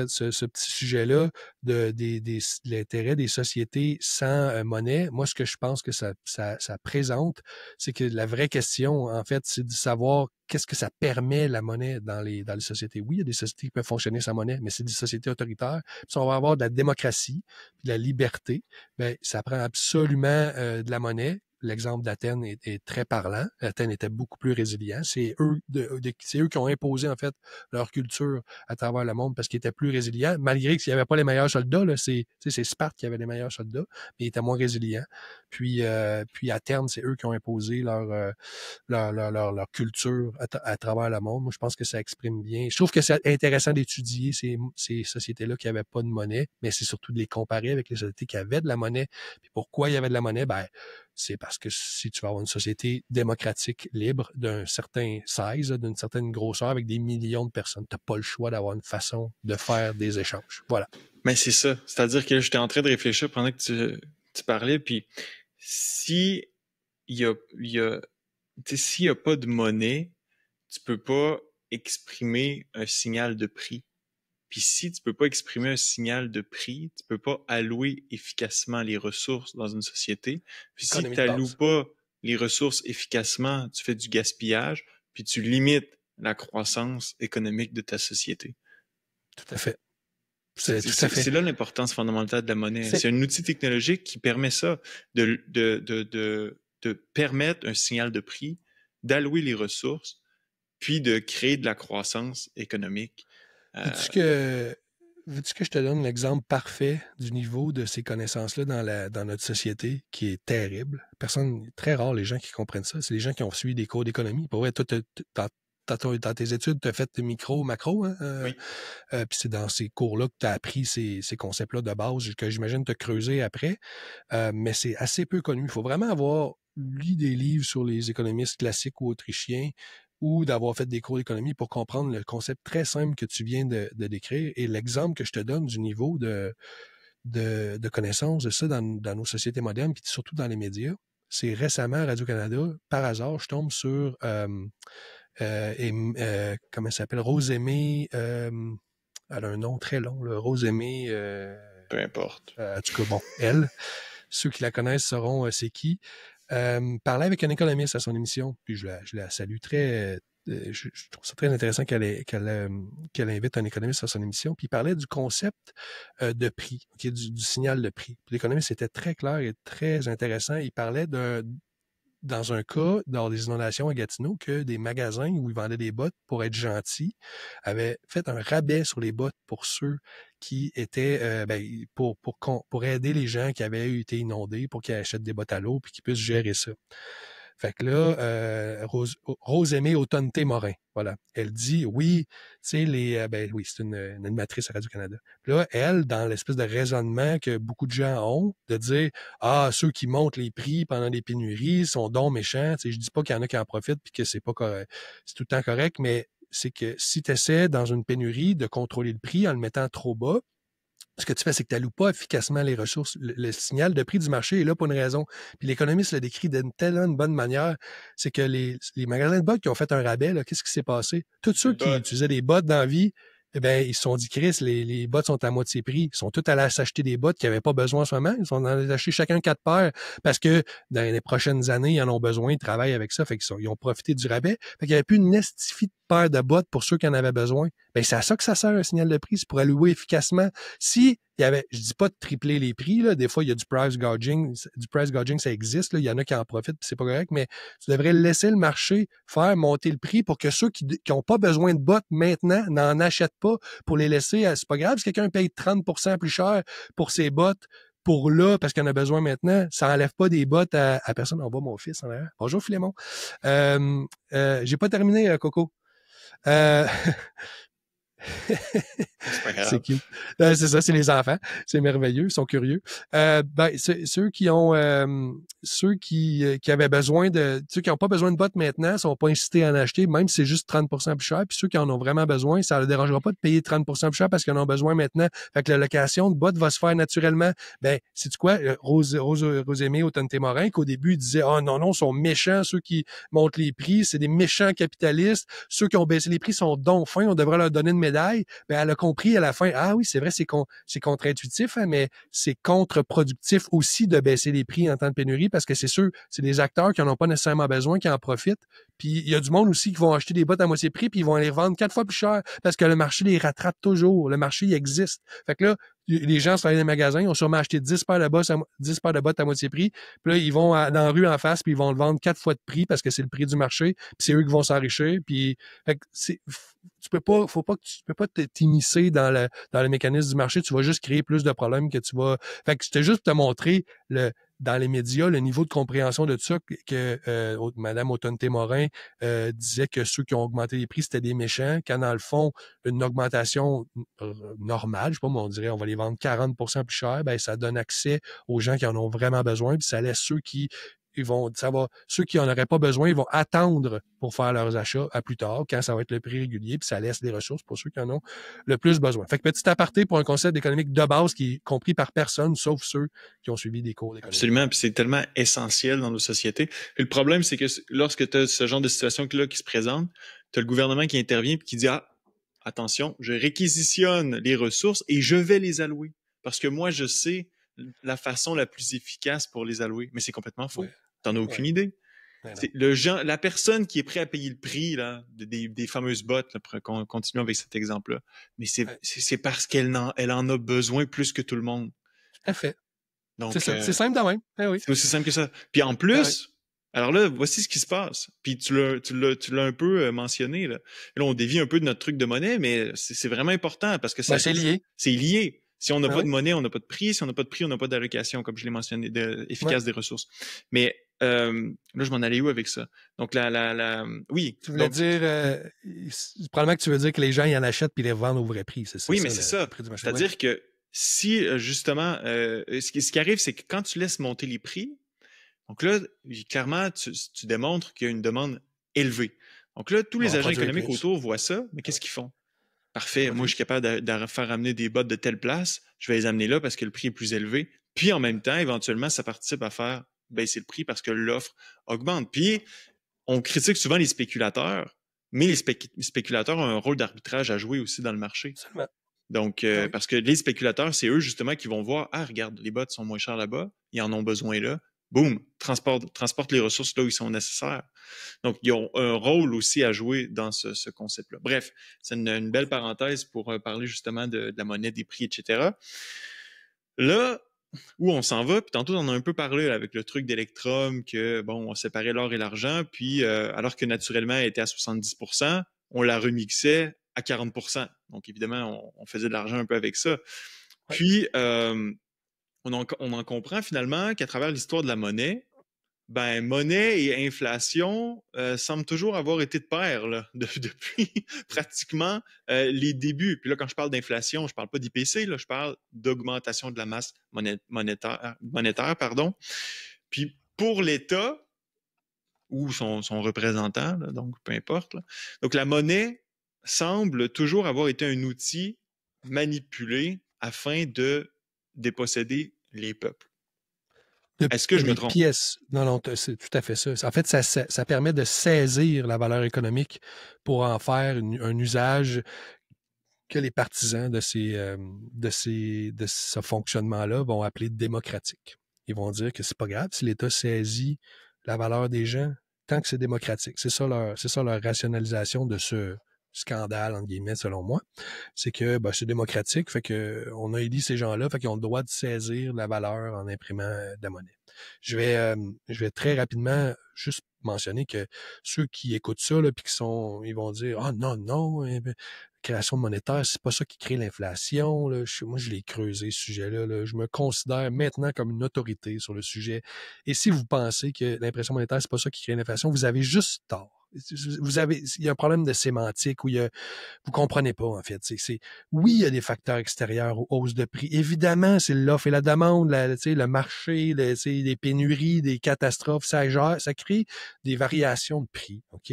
Mais l'inflation, c'est seulement possible si tu augmentes la masse monétaire. C'est prouvé depuis que les grands penseurs économiques ils se sont penchés sur la question, tout simplement parce que si tu as une masse monétaire fixe, puis on l'a vu, je veux dire, au 19e siècle, il y a eu des périodes de déflation, Oui, de croissance. pendant Et des dizaines d'années. c'est juste la normalité. Là. C'est juste comme ça que ça fonctionne.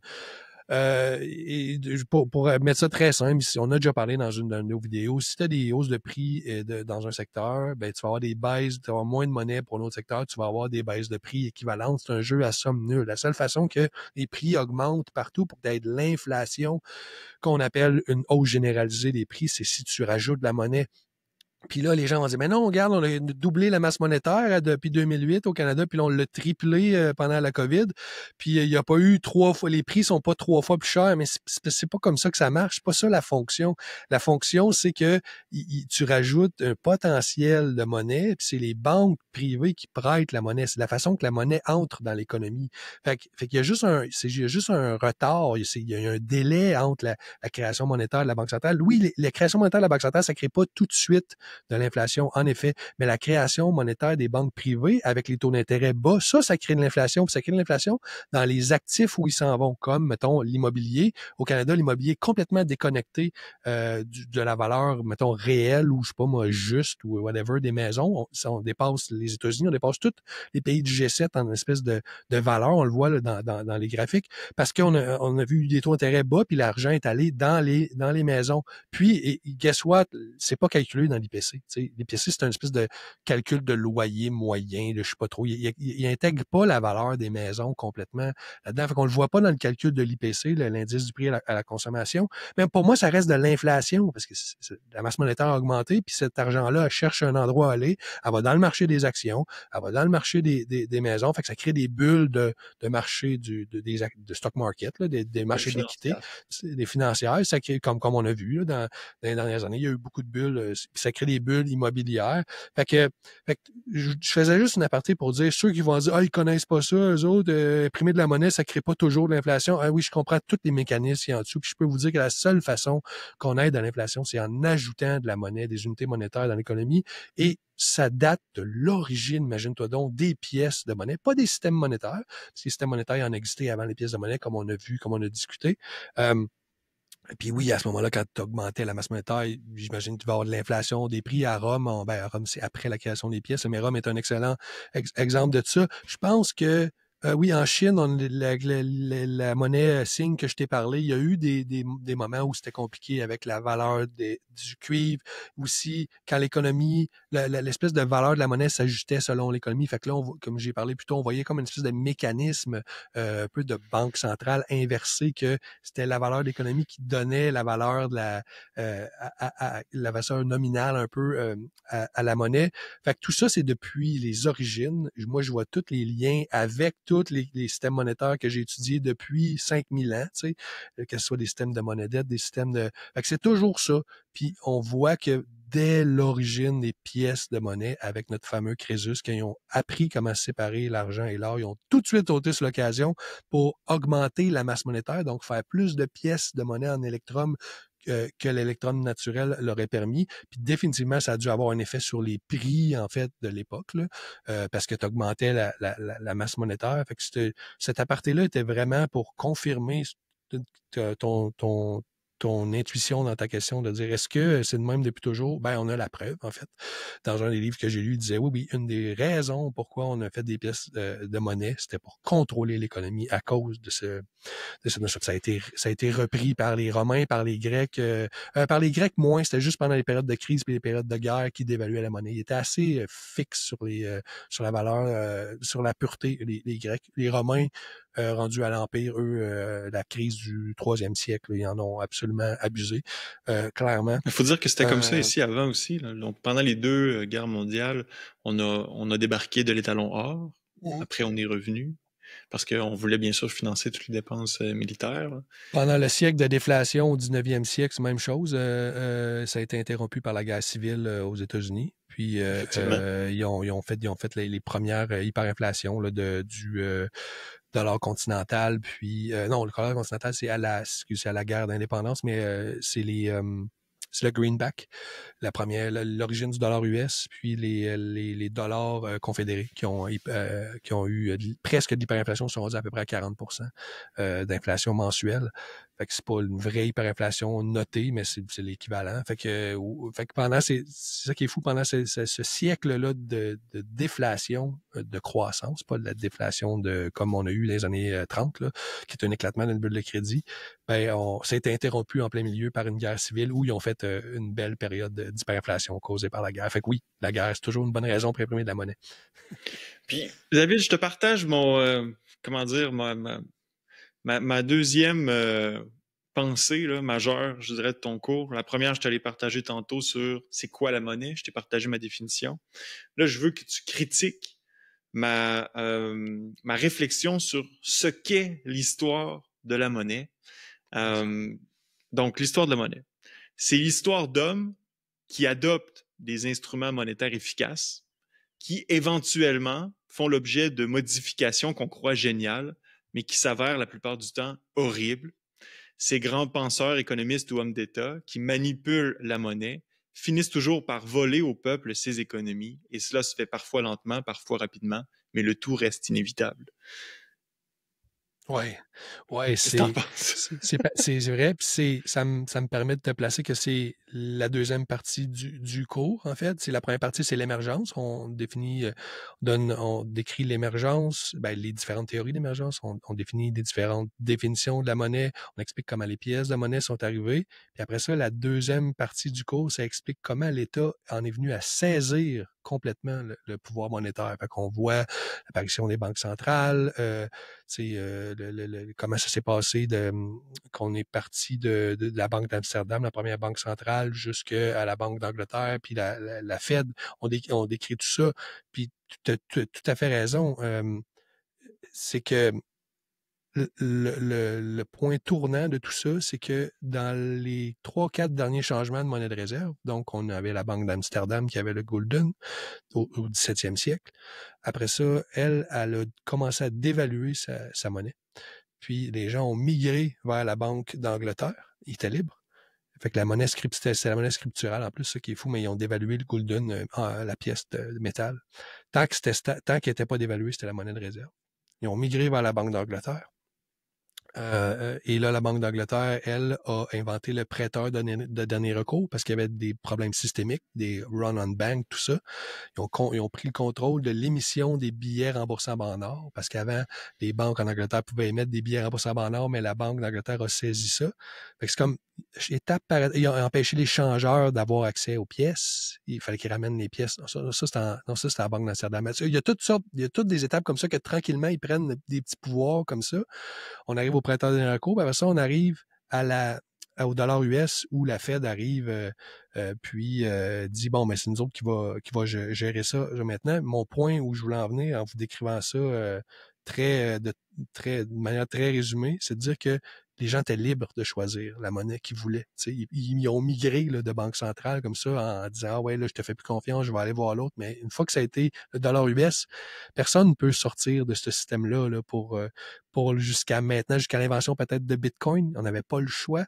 De faire, c'était le dollar US, c'était la monnaie de réserve, puis tu peux pas aller dans une autre banque centrale. Peut-être tu peux, mais quelle tu vas choisir, la Chine ou les BRICS peut-être maintenant, mais il y avait plus de genre de liberté de choix de dire il y a une meilleure banque centrale qui m'offre des meilleures Meilleure monnaie. monnaie, fait que les gens étaient libres entre guillemets de choisir la monnaie jusqu'à peut-être Bretton Woods où ils ont centralisé la vraie monnaie de l'époque qui était l'or aux États-Unis, puis les États-Unis émettaient le dollar US qui était un coupon remboursable en or. On a perdu la liberté monétaire. En fait, ils l'avaient jusqu'en 71. Les pays ont voulu récupérer leur or, puis en 71, Charles de Gaulle. Charles de Gaulle a voulu récupérer son or. C'est à cause d'un économiste qui s'appelle Ruet, je pense. Il a tout expliqué ça à De Gaulle, puis De Gaulle a dit, on va rapatrier notre or. Puis je pense qu'ils ont rapatrié genre 20, 30, 40% de l'or de Fort Knox. Puis les États-Unis ont dit, oh, papa, là, faut arrêter parce qu'ils avaient imprimé ben trop de dollars. Fait qu'ils ont coupé le... Fait que je pense que à partir de ce moment-là, tu vois, les pays étaient libres de décider c'était quoi leur monnaie, l'or, jusqu'à 71 quand Nixon a coupé le lien. Après ça, il n'y a plus personne qui était libre de choisir sa monnaie. C'était des billets non remboursables en or qu'il y avait dans les voûtes. Fait que c'est ça que je t'ajouterais comme complément. Ton texte t'as absolument raison. Puis la nuance, c'est que l'humain a toujours choisi la meilleure monnaie à travers qui pouvait à travers les âges. Le changement de monnaie de réserve en est un exemple parfait. Mais là, on a perdu ce pouvoir-là en 71. On l'a récupéré en 2008, en 2009 avec Bitcoin. Donc, est-ce que la façon de s'en sortir, d'éviter d'être dépossédé, là, comment on fait finalement? Si on veut éviter d'être dépossédé, de se faire avoir, si on veut conserver notre pouvoir d'achat, si on veut être capable de respirer, là, puis pas toujours être à la gorge, puis de se voir dépossédé de notre pouvoir d'achat. C'est pour ça que les gens investissent, Gabriel. C'est pour ça qu'il y a des bulles. C'est pour ça que les gens ne peuvent pas se loger au Canada. Les gens ne peuvent pas se loger au Canada parce que tout le monde comprend l'inflation. Ben, tout le monde a une bonne intuition que la monnaie perd de la valeur. Fait qu'ils veulent pas. Il n'y a pas d'entreprise qui garde du cash. Hein. Les compagnies aériennes, là, avant la crise de COVID, là, il y avait plein de cash dans leur banque. Ils ont acheté leurs propres actions. Dans leur compte, là, sur leur bilan, il y avait du cash. Ils ont racheté leurs actions parce que tu ne gardes pas du cash. Tu as différents trucs que tu peux faire. Tu peux déverser des dividendes, tu peux racheter des actions, tu peux investir, tu peux acheter des concurrents. Mais quand tu as tout fait ça puis tu n'as plus rien d'autre à faire, tu rachètes tes actions. Normalement, c'est ça le playbook. Fait qu'ils ont tous racheté leurs actions avant la COVID. Pendant la COVID, c'est le gouvernement qui les a bailé out. Tu imagines comment c'est niaiseux? Si la monnaie, c'est tellement niaiseux. Moi, ça me fait capoter, littéralement. En fait, c'est ça qui est fou. Imaginez si l'argent jouait son rôle de réserve de valeur, OK? La monnaie jouait son rôle de réserve de valeur. On n'aurait pas un bail-out, style les compagnies aériennes, qui en passant, c'est complètement débile, là. Les compagnies aériennes, c'est des employés des avions, là. S'ils font faillite, là, les employés, ils existent encore, puis les avions existent encore, puis la demande existe encore. Juste quelqu'un qui rachète ça à rabais, puis c'est tout, ils repartent. Je comprends pas pourquoi on les sauve. Pour sauver les fonds de pension. Les gens devraient gérer leur reste de fonds de pension eux-mêmes, pas mettre ça dans les mains d'une compagnie de même, puis dire, elle peut pas fermer les fonds de pension. Pourquoi c'est... On crée toute une chaîne d'incitatifs pour amener le gouvernement à toujours intervenir dans tout. Ben oui, exactement. Fait que là où je voulais en venir, c'est que ce que tu viens de décrire, qu'est-ce qu'on fait? OK, ben c'est ça, les gens, c'est ça qu'ils font. Ils investissent dans l'immobilier, ils achètent des maisons trop chères en pensant que parce qu'ils veulent pas garder du cash, ils veulent pas garder de l'épargne normale parce que ça perd de la valeur. Puis les entreprises, ils rachètent leurs propres actions, ils font des investissements qui seraient peut-être pas nécessaires de faire juste pour se protéger contre. Puis en passant, c'est exactement pour ça que MicroStratégie a acheté des bitcoins. C'est ça la genèse. Hein. C'est ça, c'est fascinant. C'est que ils avaient toutes fait les étapes que je t'ai dit. Ils ont regardé, on va dire, achète-tu un concurrent, on rachète-tu nos actions, mais là, on a du cash. Il y avait 300 millions, je sais pas trop, sur le bilan en cash. Qu'est-ce qu'on fait avec ça? Fait que là, ils ont dit, Chris, pourquoi on n'achète pas du bitcoin? Ils ont essayé ça. Puis après ça, c'était avec ChatGPT, man, qui ont trouvé tous les produits là, qu'ils offrent là, en ce moment, des bons, ils ont comme 3 niveaux de bons préférentiels, je sais pas trop, là, je connais plus les termes, là, je les ai oubliés, mais ils ont 3-4 sortes de produits financiers à offrir. Puis ils ont développé ça avec ChatGPT, man. Ils ont posé une question à ChatGPT. Absolument, c'est ça qu'ils disent. Ils ont inventé des nouveaux produits financiers à l'aide de ChatGPT. Puis ça fonctionne. Moi, je me suis beaucoup intéressé à ça récemment, là. Au début, j'étais très méfiant. Je me disais, pourquoi t'achètes pas du Bitcoin? Juste, c'est un peu con, parce que dans le fond, t'achètes une action qui est surévaluée 4 fois par rapport au holding de Bitcoin. Mais il y a des raisons à ça. C'est comme ça que ça marche en finance. Les compagnies valent toujours un multiple X de leurs avoirs ou de leurs profits. Fait que c'est comme logique dans cette idée financière-là. Puis si on a développé ça à cause de ChatGPT, tout ça est parti. Je fais encore une parenthèse longue, mais c'est juste pour t'expliquer qu'est-ce qu'on fait. Ben, c'est ça qu'ils font. Ils achètent leurs actions pour se protéger contre de l'inflation. Donc, ça fait que les gens achètent des maisons trop chères pour se protéger. Ils investissent dans le marché des actions qui fait des bulles. Les compagnies les actions de compagnie valent 50 fois leurs actifs ou leurs revenus ou leurs profits. Ouais, il y avait comme 3 étapes au début. Hein. C'est parce que ça a été développé dans les années 80 ou 90 ou je sais pas trop, ou 70, que des compagnies de technologie qu'on voyait qu'elle allait être 30 fois plus grosse dans 10 ans. Comment tu prices ça? Parce qu'avant, les compagnies, ça valait les actifs. Ouais. Ça part de là. Fait que là, ils ont dit, ouais, mais on peut pas l'évaluer sur ses actifs. On le sait que, mettons, Microsoft, c'est parti avec Microsoft. On sait que Microsoft, ça va valoir. On voit le marché. Là. Toutes les entreprises vont avoir des PC. Comment qu'on fait pour pricer ça dans l'action? Ben, ils ont commencé à faire des multiples. C'est vraiment de là que ça part. Hein. C'est pour ça que j'ai appris ça en étudiant le truc de MicroStratégie. Fait que Fait que c'est ça, c'est ça que les gens y font, puis ça cause des problèmes dans le monde réel où les maisons sont inabordables, puis les loyers ont doublé et triplé dans les dernières années parce qu'on essaie de se protéger contre l'inflation. Je suis passé à l'émission de Francis Gosselin à Cube pour parler de ça. Oui, Il m'a j'ai invité vu, pour très parler belle précisément intervention. de ça. Mais c'était un peu ça que je racontais, que si les gens, tu sais, investir dans Bitcoin, là, ça fait mal à personne. Investir au niveau de l'immobilier, ça prive pas les gens de l'accès immobilier. Investir dans le marché des actions non plus, mais c'est un risque d'une certaine façon parce que ben, comme tu sais, les entreprises, tu as un risque de tomber sur une bulle. C'est un petit peu risqué, tu sais, on ne sait pas. Là, moi, c'est pas ma spécialité, mais il y a peut-être ce risque-là. Tandis que s'il n'y avait pas d'inflation, ceux qui veulent pas prendre de risque, ils pourraient juste épargner. Conserver la Puis monnaie, ouais. conserver la monnaie pour les vieux jours, tu sais, pour les jours de pluie, mais ce concept-là a un peu disparu. On est toujours obligé d'investir dans des actifs pour se protéger de. Donc, ma réponse courte dans cette réponse longue, c'est juste que je pense que Bitcoin sert à ça parce que ça nous sort du système. C'est pas un conseil financier en passant, mais c'est juste pour vous comparer que d'investir dans le marché des actions, d'investir dans l'immobilier ou d'investir dans le Bitcoin, c'est tout le même but recherché, c'est de sortir de ce marché, de cet outil qui est la monnaie, qui ne joue pas son rôle de réserve de valeur. À une Monnaie époque, d'État. on pouvait changer de monnaie, de réserve. On disait, la Banque d'Amsterdam, je ne la trosse plus, je m'en vais. Mais là, on peut plus. Donc, on investit dans des actifs. C'était ça qu'on a vu dans le dernier siècle, en fait. Puis là, ben, avec l'avenue de Bitcoin, ça nous offre une autre porte. Moi, c'est comme ça que je le vois. Puis les compagnies, en passant, aujourd'hui, qui mettent leur trésorerie en Bitcoin, vont dans le même sens que moi. Ils ont épuisé tous les autres moyens de se protéger contre l'inflation. Une fois qu'ils ont ils ont évalué les rachats d'actions, ils ont évalué l'achat de compétiteurs, ils ont tout évalué ça, on dit, si c'est pas pour nous, ben, ils vont mettre ça dans Bitcoin. Puis ça va être la prochaine espèce de réserve de valeur, de mesure de cette richesse-là, potentiellement. C'est ce qu'on voit en ce moment. Combien il va en avoir? Il va-t-il en avoir 5000 entreprises de même? Mais ils vont manquer de Bitcoin. Je sais pas, écoute, j'ai hâte de voir. J'ai hâte de voir. Il va, tu sais, normalement, des actifs, tu peux en créer selon la demande. Tu peux faire de la titrisation. Tu peux, tu sais, quand il y a bien de la demande, mais là, Bitcoin, il y en a juste 21 millions. Hein. Fait que j'ai hâte de voir le clash que ça va donner de supply quand toutes les entreprises vont vouloir se retourner vers Bitcoin pour se protéger contre l'inflation. Fait que je me suis servi de ta question pour te répondre que les entreprises, c'est ça qu'elles voient plus que les monsieur, madame, tout le monde en ce moment. C'est ça qu'on voit. Le retail a été contourné. C'est les entreprises qui voient la valeur de Bitcoin pour les raisons que je viens juste de vous mentionner. Fait que c'est une belle conclusion dans tout ça pour voir voici l'état où on en est rendu. Et je pense que Bitcoin est un changement de paradigme monétaire. Ça permet de répondre à la question que tu m'as posée.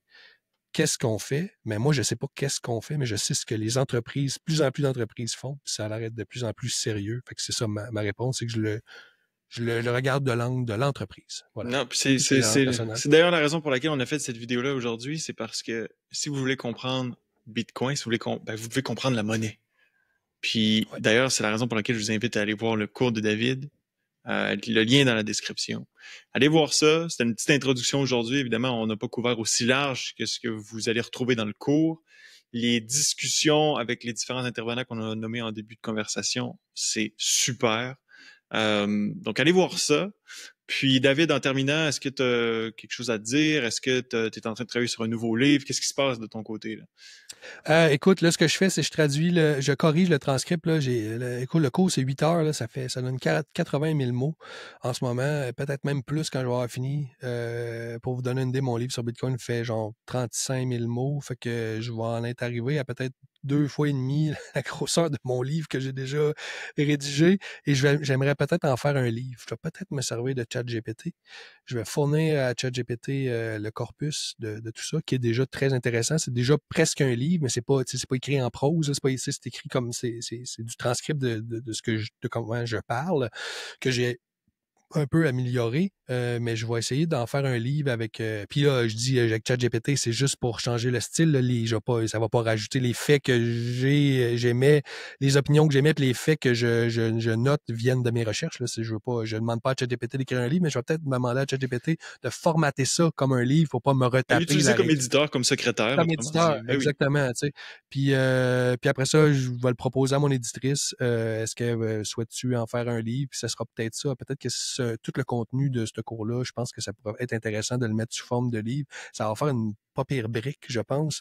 Puis ça couvre juste une certaine partie, un certain angle de l'histoire de la monnaie. Je peux vous montrer un des livres que je me sers pour mes recherches, c'est ce livre-là, là, c'est Glyn Davies sur l'histoire de la monnaie. Puis ça rentre dans toutes sortes vous voyez l'épaisseur, ça rentre dans toutes sortes d'anecdotes qui sont pas nécessairement intéressantes là, pour donner un angle. Moi, mon angle, c'est comme j'ai dit au début, c'est d'aller chercher les faits historiques pour un peu infirmer les espèces de visions anthropologiques de la monnaie qui sont axées idéologiquement, qui ont un angle idéologique pour passer une raison, pour justifier l'intervention de l'État. Les gens pourraient me répondre, oui, mais tu as un biais idéologique parce que tu veux absolument que la monnaie soit une monnaie marchandise. En fait, non, pour vrai. Je m'en fous que ça soit du crédit. En fait, à un moment, je pensais vraiment que ça originait du crédit. J'écrivais ça dans ce que je disais. Puis oui, la monnaie, ça vient du crédit, ça vient des tablettes. Puis j'ai creusé encore plus. Puis finalement, non, on ne sait pas, en fait. C'est ce qu'on a dit au début. On ne sait pas si ça émerge du crédit ou du marché. Moi, je pense plus que ça émerge du marché maintenant, mais on peut pas nier que ça a été du crédit aussi. Puis c'est quoi la nuance? Parce que ça reste dans une élite, un plus petit groupe, puis la monnaie marchandise, c'est plus pour monsieur, madame, tout le monde en bas, le paysan. Fait que c'est ces choses-là qui sont intéressantes à voir, puis c'est pas un biais idéologique, c'est ce que je pense que c'est de même que ça a été fait. Puis c'était ça l'idée du cours, de dire aux gens, faites attention quand vous lisez des livres comme Graeber et anthropologiques, c'est très orienté idéologiquement. Voici les preuves archéologiques, anthropologues, d'anthropologistes aussi, qui sont moins biaisés. Fait que c'était ça mon espèce de humble travail qui a été, je conclus là-dessus, validé par des recherches des gars dans des universités aux États-Unis, Mises Institute, qui disent essentiellement un peu la même chose dans leur propre recherche en disant « Je vais aller voir qu'est-ce que ça a l'air, l'état de la recherche archéologique ».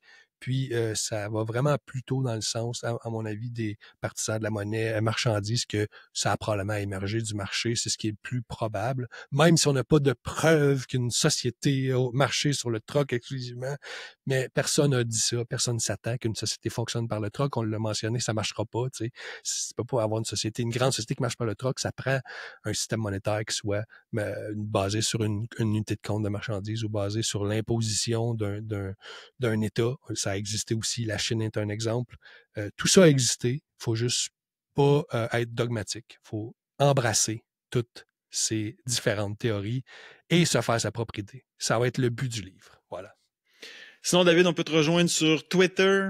C'est quoi déjà ton... Oui. À commercial David Saint-Onge, en un mot. Venez, posez-moi des questions. Ça me fait toujours plaisir de vous répondre. Donc, merci à tous d'avoir été là. Ça fait un plaisir d'être avec toi, David. À la prochaine.